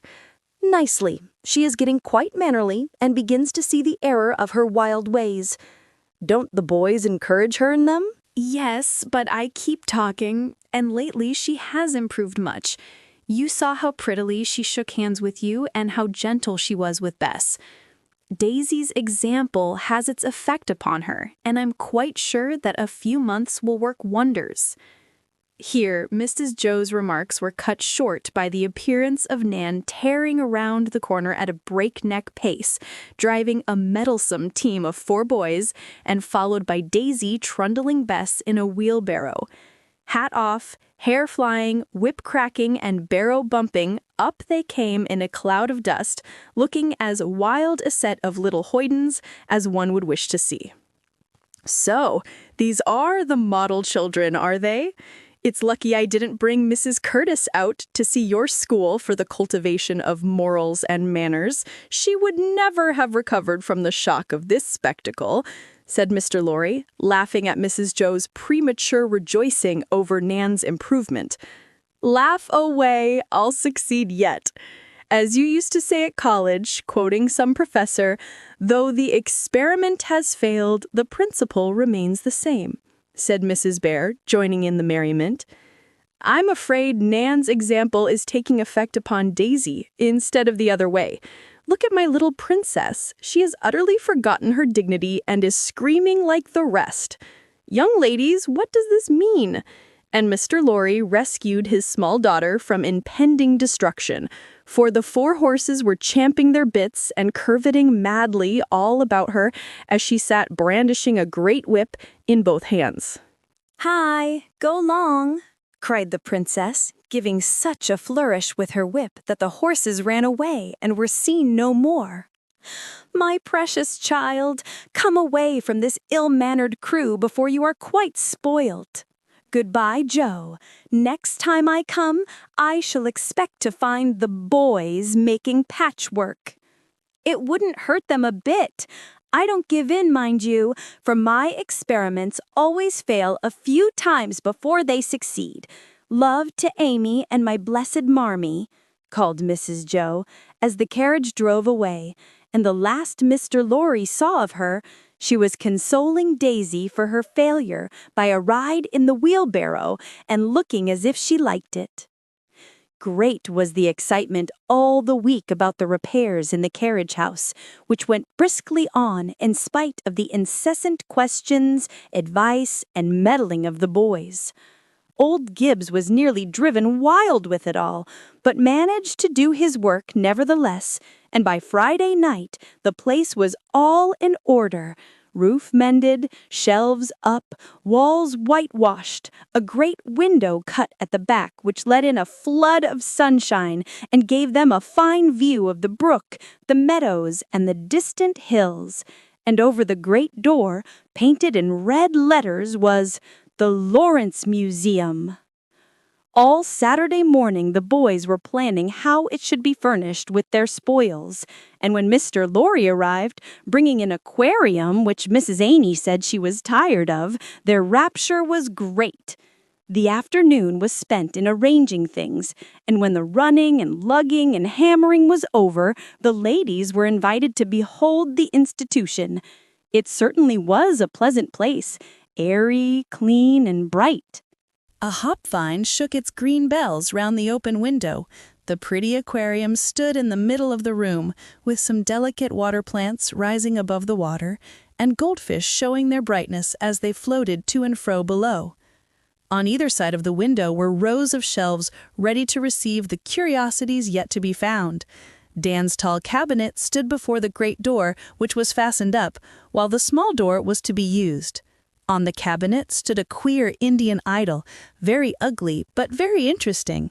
Old Mr. Lawrence sent it, as well as a fine Chinese junk in full sail, which had a conspicuous place on the long table in the middle of the room. Above, swinging in a loop and looking as if she was alive, hung Polly, who died at an advanced age, had been carefully stuffed, and was now presented by Mrs. Jo. The walls were decorated with all sorts of things: a snakeskin, a big wasp's nest, a birch bark canoe, a string of birds' eggs, wreaths of gray moss from the south, and a bunch of cotton pods. The dead bats had a place, also a large turtle shell, and an ostrich egg proudly presented by Demi, who volunteered to explain these rare curiosities to guests whenever they liked. There were so many stones that it was impossible to accept them all, so only a few of the best were arranged among the shells on the shelves. The rest were piled up in corners, to be examined by Dan at his leisure. Everyone was eager to give something, even Silas, who sent home for a stuffed wildcat killed in his youth. It was rather moth-eaten and shabby, but on a high bracket and best side foremost, the effect was fine, for the yellow glass eyes glared, and the mouth snarled so naturally that Teddy shook in his little shoes at sight of it. When he came bringing his most cherished treasure, one cocoon, to lay upon the shrine of science. "Isn't it beautiful? I'd no idea we had so many curious things. I gave that. Don't it look well? We might make a lot by charging something for letting folks see it." Jack added the last suggestion to the general chatter that went on as the family viewed the room. "This is a free museum, and if there is any speculation on it, I'll paint out the name over the door," said Mr. Lorry, turning so quickly that Jack wished he had held his tongue. "Hear, hear!" cried Mr. Bhaer. "Speech, speech!" added Mrs. Jo. "Can't, I'm too bashful. You give them a lecture yourself. You are used to it," Mr. Lorry answered, retreating towards the window, meaning to escape. But she held him fast and said, laughing as she looked at the dozen pairs of dirty hands about her, "If I did lecture, it would on the chemical and cleansing properties of soap. Come now, as the founder of the institution, you really ought to give us a few moral remarks, and we will applaud tremendously." Seeing that there was no way of escaping, Mr. Lorry looked up at Polly hanging overhead, seemed to find inspiration in the brilliant old bird, and sitting down upon the table, said in his pleasant way, "There is one thing I'd like to suggest, boys, and that is I want you to get some good as well as much pleasure out of this. Just putting curious or pretty things here won't do it. So suppose you read up about them so that when anybody asks questions, you can answer them and understand the matter." I used to like these things myself, and should enjoy hearing about them now, for I've forgotten all I once knew. It wasn't much, was it, Jo? Here's Dan now, full of stories about birds and bugs and so on.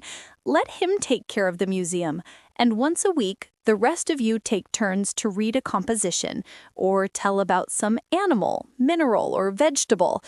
We should all like that, and I think it would put considerable useful knowledge into our heads. What do you say, Professor?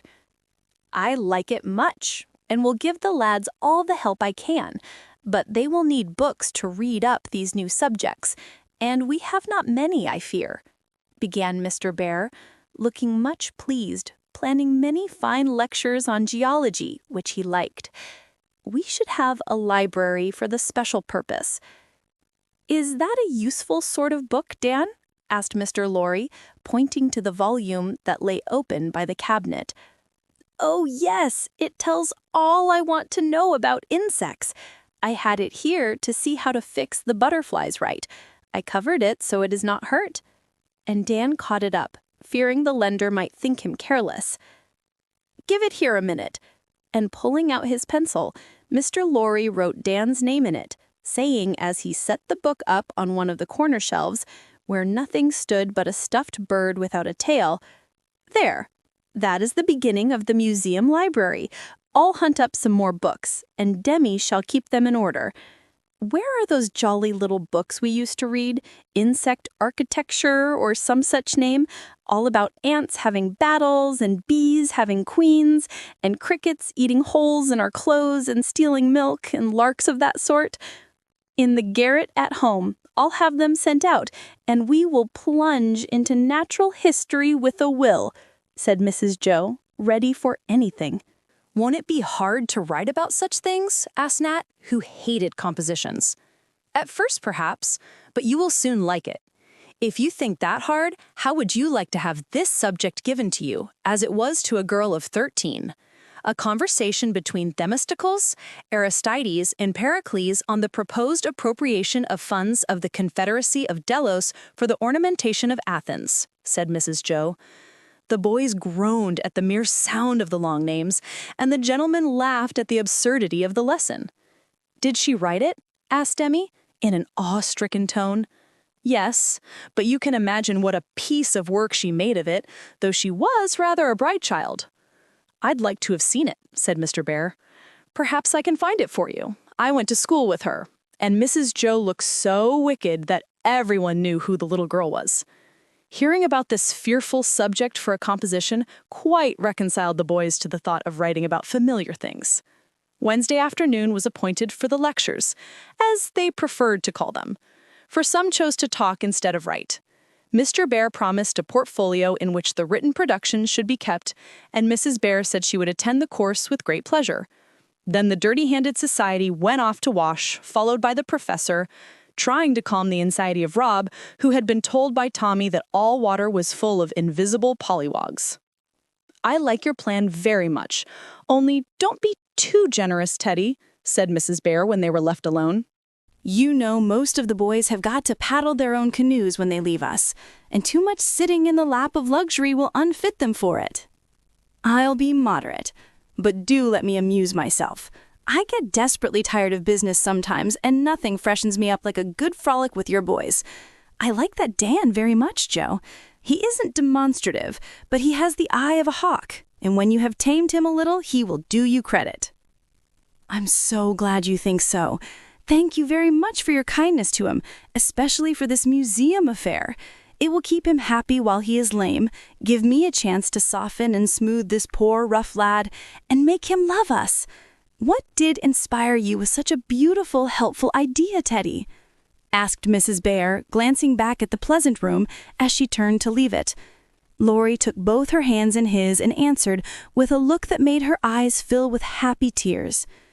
"Dear Jo, I have known what it is to be a motherless boy, and I never can forget how much you and yours have done for me all these years."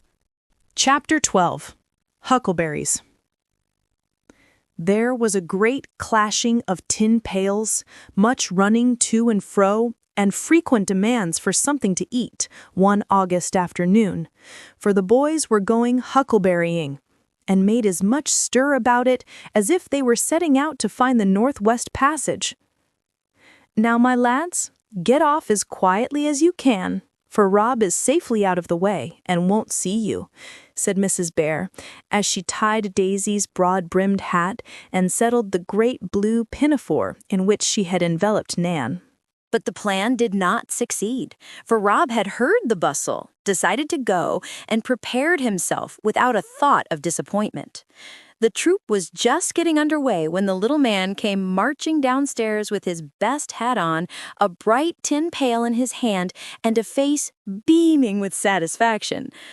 "Oh dear, now we shall have a scene," sighed Mrs. Bhaer, who found her eldest son very hard to manage at times.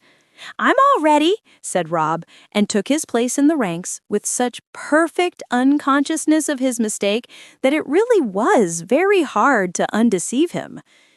"It's too far for you, my love. Stay and take care of me, for I shall be all alone," began his mother.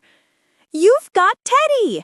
I'm a big boy, so I can go. You said I might when I was bigger, and I am now," persisted Rob, with a cloud beginning to dim the brightness of his happy face. "We're going up to the great pasture, and it's ever so far. We don't want you tagging on," cried Jack, who did not admire the little boys. "I won't tag. I'll run and keep up. Oh, Mama, let me go. I want to fill my new pail, and I'll bring 'em all to you. Please, please, I will be good," prayed Robbie, looking up at his mother, so grieved and disappointed that her heart began to fail her. "But my dearie, you'll get so tired and hot, you won't have a good time. Wait till I go, and then we will stay all day and pick as many berries as you want." "You never do go. You are so busy, and I'm tired of waiting. I'd rather go and get the berries for you all myself. I love to pick 'em, and I want to fill my new pail dreadfully," sobbed Rob. The pathetic sight of great tears tinkling into the dear new pail and threatening to fill it with salt water instead of huckleberries touched all the ladies present. His mother patted the weeper on his back, Daisy offered to stay home with him, and Nan said, in her decided way, "Let him come. I'll take care of him." "If Franz was going, I wouldn't mind, for he's very careful, but he's hanging with the father, and I'm not sure about the rest of you," began Mrs. Bhaer. "It's so far," put in Jack. "I'd carry him if I was going. Wish I was," said Dan with a sigh. "Thank you, dear, but you must take care of your foot. I wish I could go. Stop a minute. I think I can manage it after all." And Mrs. Bhaer ran out to the steps, waving her apron wildly. Silas was just driving away in the hay cart, but turned back and agreed at once when Mrs. Jo proposed that he should take the whole party to the pasture and go for them at 5 o'clock. "It'll delay your work a little, but never mind. We will pay you in huckleberry pies," said Mrs. Jo, knowing Silas's weak point. His rough brown face brightened up, and he said with a cheery "Ha ha! Well now, Miss Bhaer, if you go to bribing of me, I shall give in right away." "Now, boys, I have arranged it so that you can all go," said Mrs. Bhaer, running back again, much relieved, for she loved to make them happy, and always felt miserable when she had disturbed the serenity of her little sons, for she believed that the small hopes and plans and pleasures of children should be tenderly respected by grown-up people, and never rudely thwarted or ridiculed. "Can I go?" said Dan, delighted. "I thought especially of you. Be careful and never mind the berries, but sit about and enjoy the lovely things which you know how to find all about you," answered Mrs. Bhaer, who remembered his kind offer to her boy. "Me too," sung Rob, dancing with joy and clapping his precious pail and cover like castanets. "Yes, and Daisy and Nan must take good care of you. Be at the bars at 5 o'clock, and Silas will come for you all." Robbie cast himself upon his mother in a burst of gratitude, promising to bring her every berry he picked and not eat one. Then they were all packed into the hay cart and went rattling away, the brightest face among the dozen being that of Rob, as he sat between his two temporary little mothers, beaming upon the whole world and waving his best hat, for his indulgent mamma had not the heart to bereave him of it, since this was a gala day to him. Such a happy afternoon as they had, in spite of the mishaps which usually occur on such expeditions. Of course, Tommy came to grief, tumbled upon a hornet's nest and got stung, but being used to woe, he bore the smart manfully, till Dan suggested the application of damp earth which much assuaged the pain. Daisy saw a snake, and flying from it lost half her berries, but Demi helped her to fill up again and discussed reptiles most learnedly the while. Ned fell out of a tree and split his jacket down the back, but suffered no other fracture. Emil and Jack established rival claims to a certain thick patch, and while they were squabbling about it, Stuffy quickly and quietly stripped the bushes and fled to the protection of Dan, who was enjoying himself immensely. The crutch was no longer necessary, and he was delighted to see how strong his foot felt as he roamed about the great pasture, full of interesting rocks and stumps, with familiar little creatures in the grass, and well-known insects dancing in the air. But of all the adventures that happened on this afternoon, that which befell Nan and Rob was the most exciting, and it long remained one of the favorite histories of the household. Having explored the country pretty generally, torn 3 rents in her frock, and scratched her face in a barberry bush, Nan began to pick the berries that shone like big black beads on the low green bushes. Her nimble fingers flew, but still her basket did not fill up as rapidly as she desired, so she kept wandering here and there to search for better places, instead of picking contentedly and steadily as Daisy did. Rob followed Nan, for her energy suited him better than his cousin's patience, and he too was anxious to have the biggest and best berries for Marmar. "I keep putting 'em in, but it don't fill up, and I'm so tired," said Rob, pausing a moment to rest his short legs, and beginning to think huckleberrying was not all his fancy painted it. For the sun blazed, Nan skipped hither and thither like a grasshopper, and the berries fell out of his pail almost as fast as he put them in, because, in his struggles with the bushes, it was often upside down. "Last time we came, they were ever so much thicker over that wall, great bouncers, and there is a cave there where the boys made a fire. Let's go and fill our things quick, and then hide in the cave and let the others find us," proposed Nan, thirsting for adventures. Rob consented, and away they went, scrambling over the wall and running down the sloping fields on the other side, till they were hidden among the rocks and underbrush. The berries were thick, and at last the pails were actually full. It was shady and cool down there, and a little spring gave the thirsty children a refreshing drink out of its mossy cup. "Now we will go and rest in the cave and eat our lunch," said Nan, well satisfied with her success so far. "Do you know the way?" asked Rob.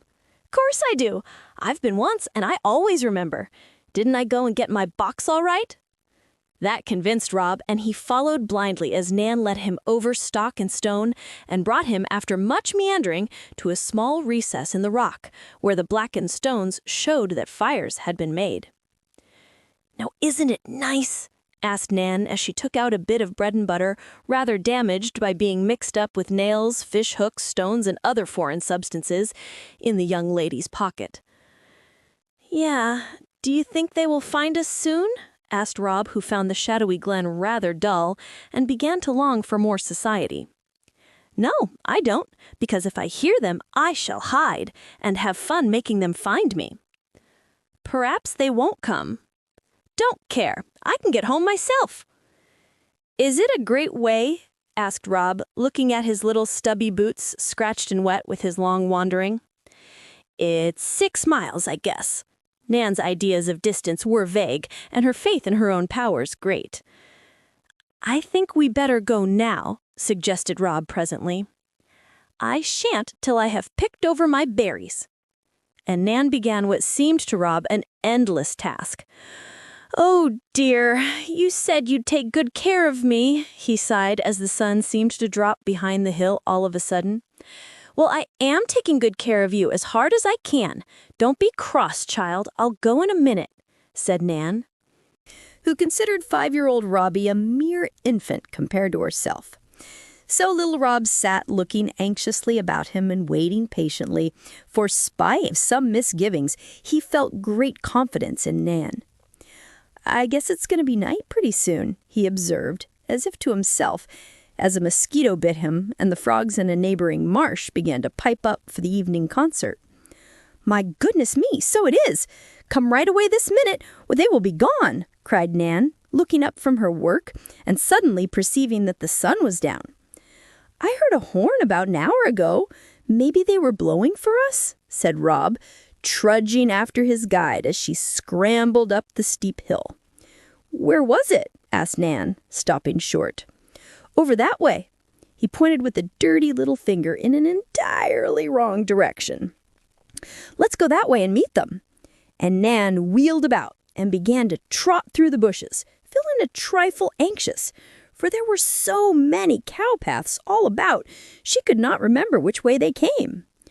On they went over stock and stone again, pausing now and then to listen for the horn, which did not blow any more, for it was only the moo of a cow on her way home. "I don't remember seeing that pile of stones, do you?"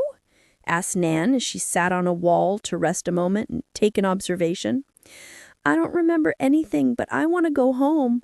And Rob's voice had a little tremble in it that made Nan put her arms around him and lift him gently down, saying in her most capable way, "I'm going just as fast as I can, dear.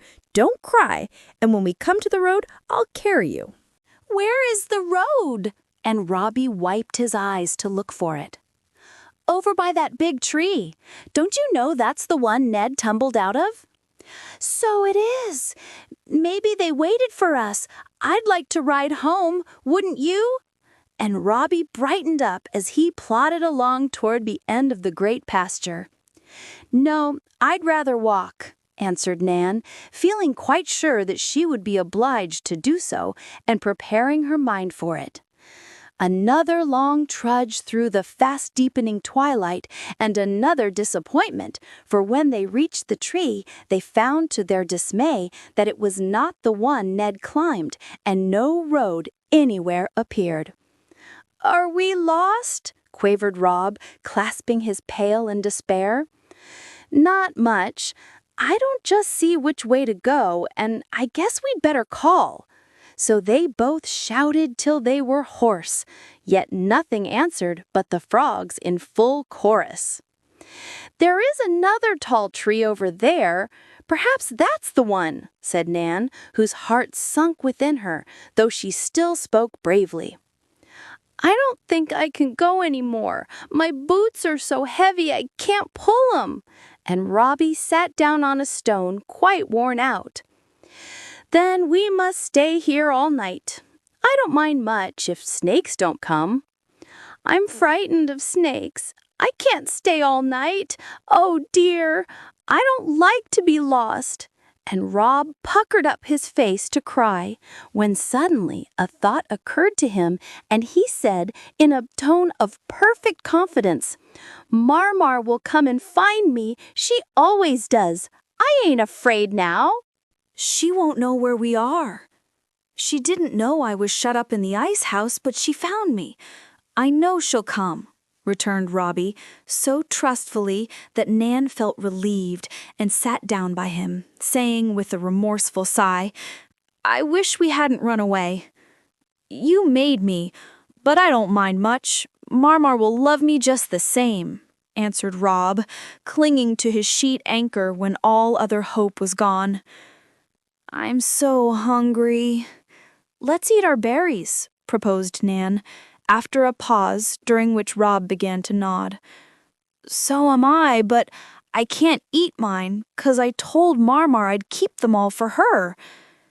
"You'll have to eat them if no one comes for us," said Nan, who felt like contradicting everything just then. "If we stay here a great many days, we shall eat up all the berries in the field, and then we shall starve," she added grimly. "I shall eat sassafras. I know a big tree of it, and Dan told me how squirrels dig up the roots and eat them, and I love to dig," returned Rob, undaunted by the prospect of starvation. "Yes, and we can catch frogs and cook them. My father ate some once, and he said they were nice," put in Nan, beginning to find a spice of romance even in being lost in a huckleberry pasture. "How could we cook frogs? We haven't got any fire." "I don't know. Next time I'll have matches in my pocket," said Nan, rather depressed by this obstacle to the experiment in frog cookery. "Couldn't we light a fire with a firefly?" asked Rob hopefully, as he watched them flitting to and fro like winged sparks. "Let's try." And several minutes were pleasantly spent in catching the flies and trying to make them kindle a green twig or two. "It's a lie to call them fireflies when there isn't a fire in them," Nan said, throwing one unhappy insect away with scorn, though it shone its best, and obligingly walked up and down the twigs to please the innocent little experimenters. "Marmar's a good while coming," said Rob, after another pause, during which they watched the stars overhead, smelt the sweet fern crushed underfoot, and listened to the crickets' serenade. "I don't see why God made any night. Day is so much pleasanter," said Nan thoughtfully. "It's to sleep in," answered Rob with a yawn. "Then do go to sleep," said Nan pettishly. "I want my own bed. Oh, I wish I could see Teddy," cried Rob, painfully reminded of home by the soft chirp of birds safe in their little nests. "I don't believe your mother will ever find us," said Nan, who was becoming desperate, for she hated patient waiting of any sort. "It's so dark she won't see us." "It was all black in the ice house, and I was so scared I didn't call her, but she saw me, and she will see me now, no matter how dark it is," returned confiding Rob, standing up to peer into the gloom for the help which never failed him. "I see her! I see her!" he cried, and ran as fast as his tired legs would take him towards a dark figure slowly approaching. Suddenly he stopped, then turned about and came stumbling back, screaming in a great panic. "No, it's a bear, a big black one," and hid his face in Nan's skirts. For a moment Nan quailed.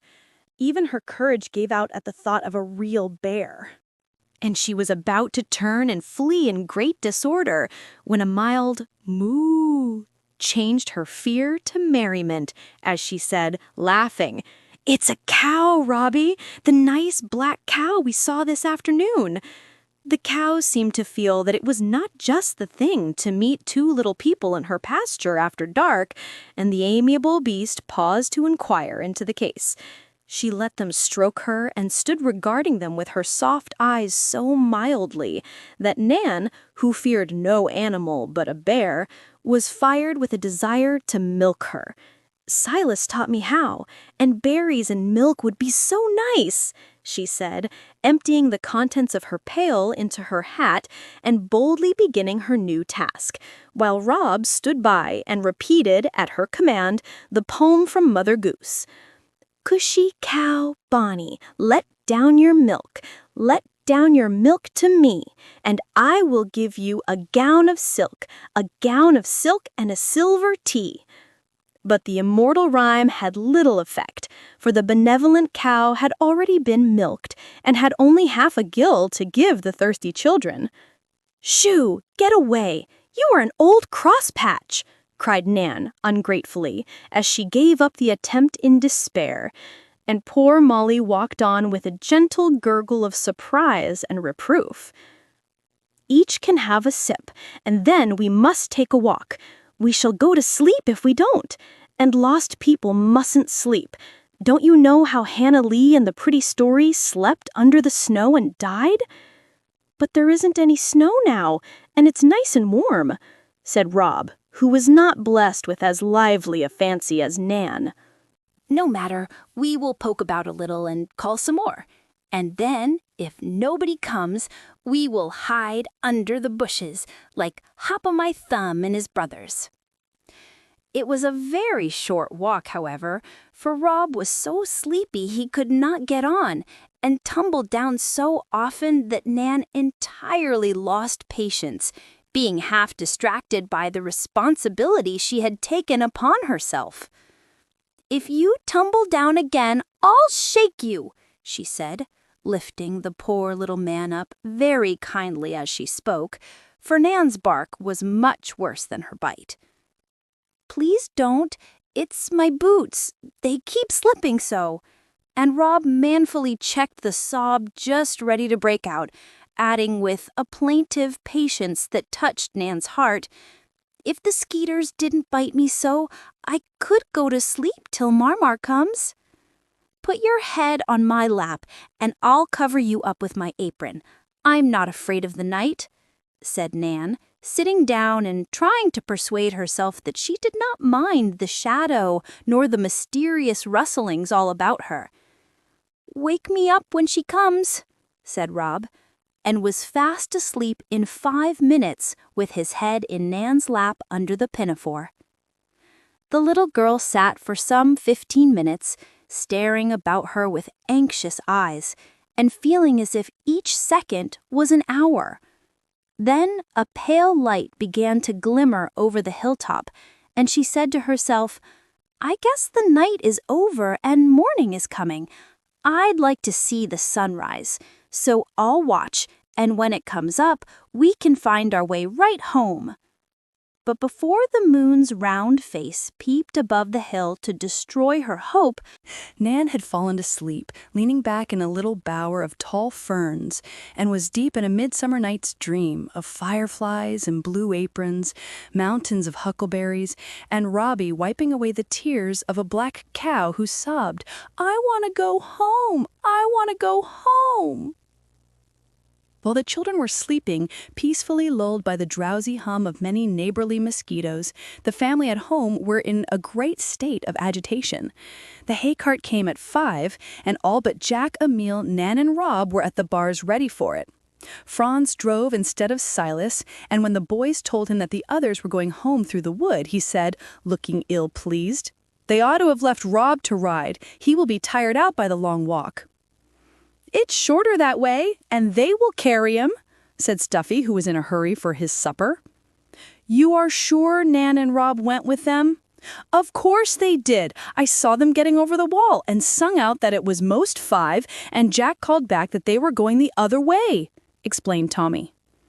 "Very well, pile in then," and away rattled the hay cart with the tired children and the full pails. Mrs. Joe looked sober when she heard of the division of the party, and sent Franz back with Toby to find and bring the little ones home.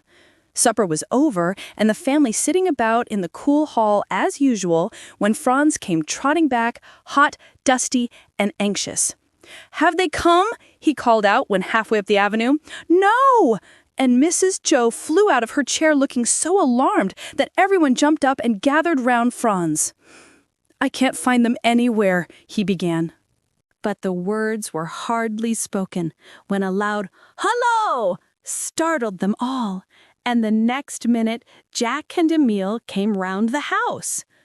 "Where are Nan and Rob?" cried Mrs. Jo, clutching Emil in a way that caused him to think his aunt had suddenly lost her wits. "I don't know. They came home with the others, didn't they?" he answered quickly. "No, George and Tommy said they went with you." "Well, they didn't. Haven't seen them. We took a swim in the pond and came by the wood," said Jack, looking alarmed, as well he might. "Call Mr. Bhaer, get the lanterns, and tell Silas I want him." That was all Mrs. Jo said, but they knew what she meant and flew to obey her orders. In 10 minutes, Mr. Bhaer and Silas were off to the wood, and Franz tearing down the road on old Andy to search the great pasture. Mrs. Jo caught up some food from the table, a little bottle of brandy from the medicine closet, took a lantern, and bidding Jack and Emil come with her and the rest not stir, she trotted away on Toby, never stopping for hat or shawl. She heard someone running after her, but said not a word till, as she paused to call and listen, the light of her lantern shone on Dan's face. "You here? I told Jack to come," she said, half inclined to send him back, much as she needed help. "I wouldn't let him. He and Emil hadn't had any supper, and I wanted to come more than they did," he said, taking the lantern from her and smiling up in her face with the steady look in his eyes that made her feel as if, boy though he was, she had someone to depend on. Off she jumped and ordered him onto Toby, in spite of his pleading to walk. Then they went on again along the dusty, solitary road, stopping every now and then to call and hearken breathlessly for little voices to reply. When they came to the great pasture, other lights were already flitting to and fro like will-o'-the-wisps, and Mr. Bhaer's voice was heard shouting, "Nan! Rob! Rob! Nan!" in every part of the field. Silas whistled and roared. Dan plunged here and there on Toby, who seemed to understand the case and went over the roughest places with unusual docility. Often Mrs. Jo hushed them all, saying, with a sob in her throat, "The noise may frighten them. Let me call. Robbie will know my voice." And then she would cry out the beloved little name in every tone of tenderness, till the very echoes whispered it softly, and the wind seemed to waft it willingly. But still, no answer came. The sky was overcast now, and only brief glimpses of the moon were seen. Heat lightning darted out of the dark clouds now and then, and a faint far-off rumble, as of thunder, told that a summer storm was brewing. "Oh, my Robbie, mourned poor Mrs. Jo, wandering up and down like a pale ghost, while Dan kept beside her like a faithful firefly. "What shall I say to Nan's father if she comes to harm? Why did I ever trust my darling so far away? Fritz, do you hear anything?" And when a mournful "no" came back, she wrung her hands so despairingly that Dan sprung down from Toby's back, tied the bridle to the bars, and said in his decided way, "They may have gone down the spring. I'm going to look." He was over the while and away so fast that she could hardly follow him. But when she reached the spot, he lowered the lantern and showed her with joy the marks of little feet in the soft ground about the spring. She fell down on her knees to examine the tracks, and then sprung up, saying eagerly, "Yes, that is the mark of my Robbie's little boots. Come this way, they must have gone on."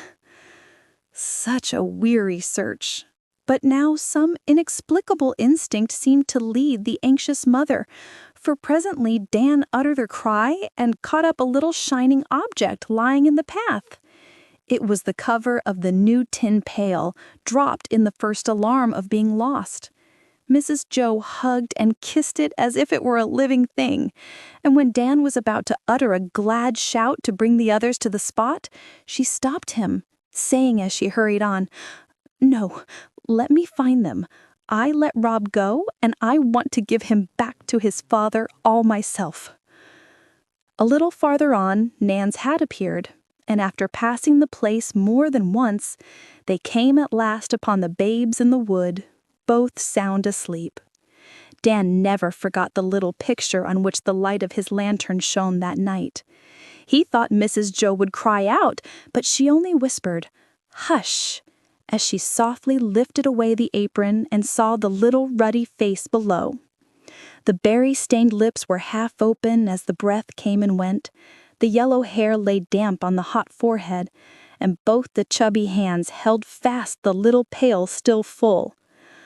The sight of the childish harvest, treasured through all the troubles of that night for her, seemed to touch Mrs. Jo to the heart, for suddenly she gathered up her boy and began to cry over him, so tenderly yet so heartily that he woke up and at first seemed bewildered.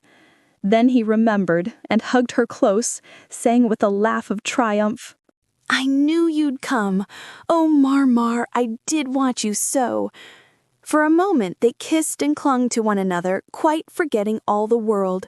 For no matter how lost and soiled and worn out wandering sons may be, mothers can forgive and forget everything as they fold them in their fostering arms.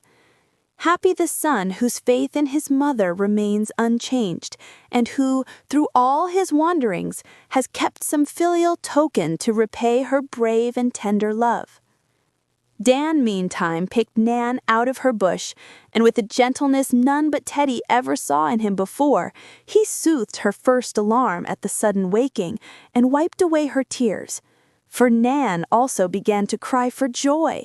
It was so good to see a kind face and feel a strong arm around her after what seemed to her ages of loneliness and fear. "My poor little girl, don't cry. You are all safe now, and no one shall say a word of blame tonight," said Mrs. Jo, taking Nan into her capacious embrace and cuddling both children as a hen might gather her lost chickens under her motherly wings. "It was my fault, but I am sorry. I tried to take care of him, and I covered him up and let him sleep, and didn't touch his berries, though I was so hungry, and I never will do it again, truly, never, never," sobbed Nan, quite lost in a sea of penitence and thankfulness. "Call them now, and let us get home," said Mrs. Jo, and Dan, getting upon the wall, sent a joyful word, "Found!" ringing over the field. How the wandering lights came dancing from all sides and gathered around the little group among the sweet fern bushes. Such a hugging and kissing and talking and crying as went on must have amazed the glowworms. And evidently delighted the mosquitoes, for they hummed frantically, while the little moths came in flocks to the party, and the frogs croaked as if they could not express their satisfaction loudly enough. Then they set out for home, a queer party, for Franz rode on to tell the news, Dan and Toby led the way, then came Nan in the strong arms of Silas, who considered her the smartest little baggage he ever saw, and teased her all the way home about her pranks. Mr. Bhaer would let no one carry Rob but himself, and the little fellow, refreshed by sleep, sat up and chattered gaily, feeling himself a hero, while his mother went beside him, holding on to any part of his precious little body that came handy, and never tired of hearing him say, "I knew Marmar would come," or seeing him lean down to kiss her and put a plump berry into her mouth, "'cause he picked 'em all for her." The moon shone out just as they reached the avenue, and all the boys came shouting to meet them, so the lost lambs were born in triumph and safety and landed in the dining room, where the unromantic little things demanded supper instead of preferring kisses and caresses. They were set down to bread and milk, while the entire household stood around to gaze upon them. Nan soon recovered her spirits and recounted her perils with a relish now that they were all over. Rob seemed absorbed in his food, but put down his spoon all of a sudden and set up a doleful roar. "My precious, why do you cry?" asked his mother, who still hung over him. "I'm crying 'cause I was lost. bawled Rob, trying to squeeze out a tear and failing entirely. "But you are found now. Nan says you didn't cry out in the field, and I was glad. You were such a brave boy." I was so busy being frightened, I didn't have any time then. But I want to cry now, 'cause I don't like to be lost, explained Rob, struggling with sleep, emotion, and a mouthful of bread and milk. The boys set up such a laugh at this funny way of making up for lost time that Rob stopped to look at them, and the merriment was so infectious that after a surprised stare he burst out into a merry "ha ha ha ha" and beat his spoon upon the table as if he enjoyed the joke immensely. "It is 10 o'clock. Into bed, every man of you," said Mr. Bhaer, looking at his watch. "And thank heaven, there will be no empty ones tonight," added Mrs. Bhaer, watching with full eyes Robbie going up in his father's arms and Nan escorted by Daisy and Demi, who considered her the most interesting heroine of their collection. "Poor Aunt Jo is so tired she ought to be carried up herself," said gentle Franz, putting his arm around her as she paused at the stair-foot, looking quite exhausted by her fright and long walk. "Let's make an armchair," proposed Tommy. "No, thank you, my lads, but somebody may lend me a shoulder to lean on," answered Mrs. Jo. "Me, me!" and half a dozen jostled one another, all eager to be chosen, for there was something in the pale motherly face that touched the warm hearts under the round jackets. Seeing that they considered it an honor, Mrs. Jo gave it to the one who had earned it. And nobody grumbled when she put her arm on Dan's broad shoulder, saying, with a look that made him color up with pride and pleasure, "He found the children, so I think he must help me up." Dan felt richly rewarded for his evening's work, not only that he was chosen from all the rest to go proudly up bearing the lamp, but because Mrs. Jo said heartily, "Good night, my boy, God bless you," as he left her at her door. "I wish I was your boy," said Dan, who felt as if danger and trouble had somehow brought him nearer than ever to her. "You shall be my oldest son," and she sealed her promise with a kiss that made Dan hers entirely. Little Rob was all right next day, but Nan had a headache and lay on Mother Bear's sofa with cold cream upon her scratched face. Her remorse was quite gone, and she evidently thought being lost rather a fine amusement. Mrs. Jo was not pleased with the state of things and had no desire to have her children led from the paths of virtue or her pupils lying around loose in huckleberry fields. So she talked soberly to Nan and tried to impress upon her mind the difference between liberty and license, telling several tales to enforce her lecture. She had not decided how to punish Nan, but one of these stories suggested a way. And, as Mrs. Jo liked odd penalties, she tried it.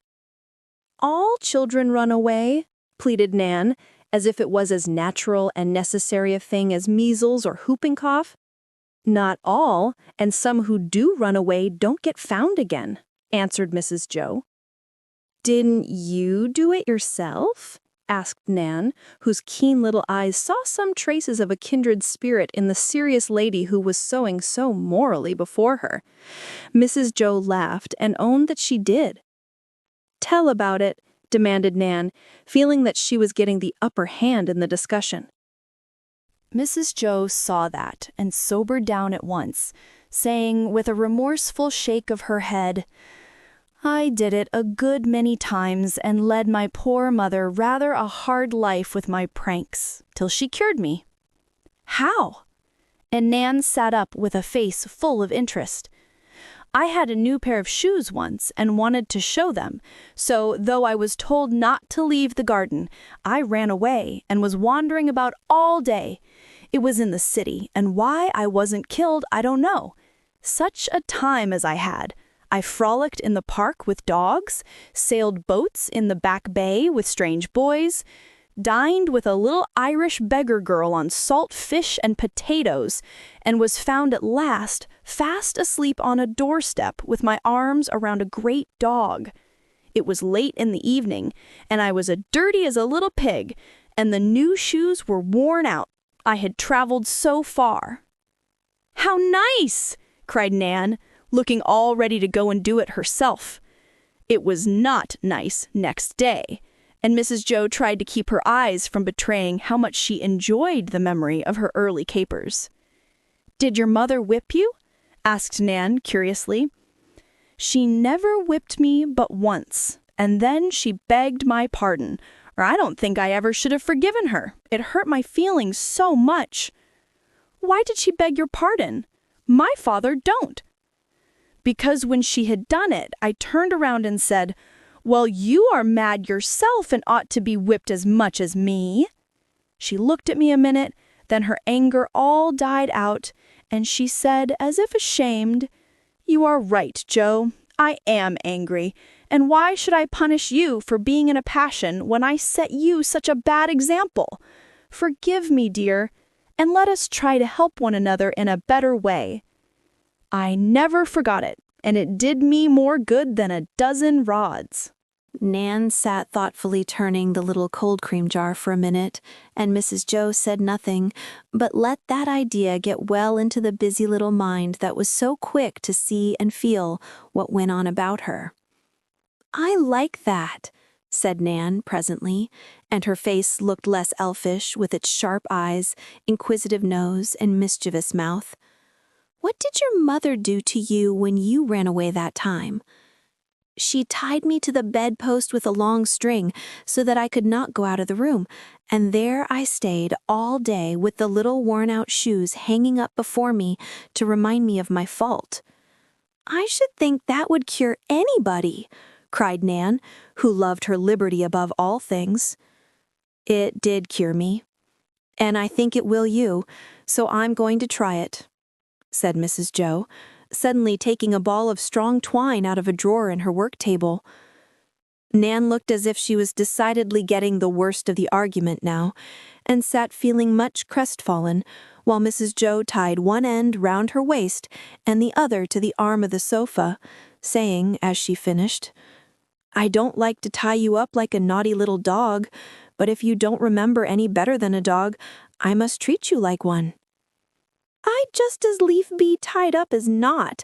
I like to play dog."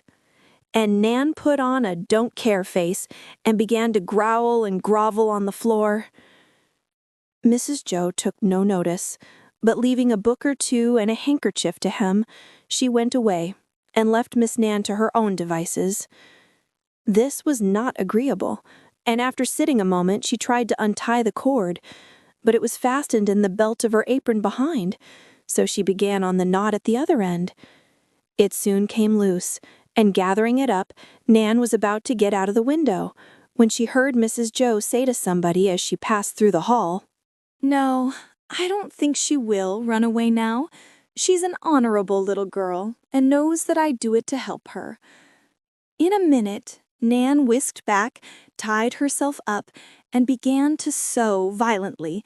Rob came in a moment after and was so charmed with the new punishment that he got a jump rope and tethered himself to the other arm of the sofa in the most social manner. "I got lost too, so I ought to be tied up as much as Nan," he explained to his mother when she saw the new captive. "I'm not sure that you don't deserve a little punishment, for you knew it was wrong to go far away from the rest." "Nan took me," began Rob, willing to enjoy the novel penalty, but not willing to take the blame.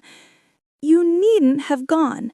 You have a conscience, though you are a little boy, and you must learn to mind it." "Well, my conscience didn't prick me a bit when she said, 'Let's get over the wall,'" answered Rob, quoting one of Demi's expressions. "Did you stop to see if it did?" "No."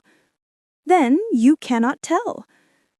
"I guess it's such a little conscience that it don't prick hard enough for me to feel it," added Rob, after thinking the matter over for a minute. "We must sharpen it up. It's bad to have a dull conscience, so you may stay here till dinner time and talk about it with Nan. I trust you both not to untie yourselves until I say the word." "No, we won't," said both, feeling a certain sense of virtue in helping to punish themselves. For an hour they were very good. Then they grew tired of one room and longed to get out. Never had the hall seemed so inviting. Even the little bedroom acquired a sudden interest. And they would gladly have gone in and played tent with the curtains of the best bed. The open windows drove them wild because they could not reach them, and the outer world seemed so beautiful they wondered how they ever found the heart to say it was dull. Nan pined for a race round the lawn, and Rob remembered with dismay that he had not fed his dog that morning and wondered what poor Pollux would do. They watched the clock, and Nan did some nice calculations in minutes and seconds, while Rob learned to tell all the hours between 8 and 1 so well that he never forgot them. It was maddening to smell the dinner, to know that there was to be succotash and huckleberry pudding, and to feel that they would not be on the spot to secure good helps of both. When Mary Ann began to set the table, they nearly cut themselves in two trying to see what meat there was to be, and Nan offered to help her make the beds if she would only see that she had lots of sauce on her pudding. When the boys came bursting out of school, they found the children tugging at their halters like a pair of restive little colts, and were much edified, as well as amused, by the sequel to the exciting adventures of the night. "Untie me now, Marmar. My conscience will prick like a pin next time. I know it will," said Rob, as the bell rang and Teddy came to look at him with sorrowful surprise. "We shall see," answered his mother, setting him free. He took a good run down the hall, back through the dining room, and brought up beside Nan, quite beaming with virtuous satisfaction. "I'll bring her dinner to her, may I?" he asked, pitying his fellow captive. "That's my kind little son. Yes, pull out the table and get a chair." And Mrs. Jo hurried away to quell the ardor of the others, who were always in a raging state of hunger at noon. Nan ate alone and spent a long afternoon attached to the sofa. Mrs. B lengthened her bonds so that she could look out of the window, and there she stood watching the boys play and all the little summer creatures enjoying their liberty. Daisy had a picnic for the dolls on the lawn, so that Nan might see the fun if she could not join in it. Tommy turned his best somersaults to console her. Demi sat on the steps reading aloud to himself, which amused Nan a good deal, and Dan brought a little tree toad to show her as the most delicate attention in his power. But nothing atoned for the loss of freedom, and a few hours of confinement taught Nan how precious it was. A good many thoughts went through the little head that lay on the windowsill during the last quiet hour when all the children went to the brook to see Emil's new ship launched. She was to have christened it, and had depended on smashing a tiny bottle of currant wine over the prow, as it was named Josephine, in honor of Mrs. B. Now she had lost her chance, and Daisy wouldn't do it half so well. Tears rose to her eyes as she remembered that it was all her own fault, and she said aloud, addressing a fat bee who was rolling about in the yellow heart of a rose just under the window, "If you have run away, you'd better go right home and tell your mother you are sorry, and never do so any more." "I am glad to hear you give him such good advice, and I think he has taken it," said Mrs. Jo, smiling as the bee spread his dusty wings and flew away. Nan brushed off a bright drop or two that shone on the windowsill and nestled against her friend as she took her on her knee, adding kindly, for she had seen the little drops and knew what they meant, "Do you think my mother's cure for running away a good one?" "Yes, ma'am," answered Nan, quite subdued by her quiet day. "I hope I shall not have to try it again." "I guess not." And Nan looked up with such an earnest little face that Mrs. Jo felt satisfied and said no more, for she liked to have her penalties do their own work, and did not spoil the effect by too much moralizing. Here Rob appeared, bearing with infinite care what Asia called a sarser pie, meaning one baked in a saucer. "It's made out of some of my berries, and I'm going to give you half at supper time," he announced with a flourish. "What makes you when I'm so naughty?" asked Nan meekly. "Because we got lost together. You ain't going to be naughty again, are you?" "Never," said Nan with great decision. "Oh, goody! Now let's go and get Mary Ann to cut this for us all ready to eat. It's most tea time." And Rob beckoned with the delicious little pie. Nan started to follow, then stopped and said, "I forgot. I can't go." "Try and see," said Mrs. Bhaer, who had quietly untied the cord sash while she had been talking. Nan saw that she was free, and with one tempestuous kiss to Mrs. Jo, she was off like a hummingbird, followed by Robbie, dribbling huckleberry juice as he ran.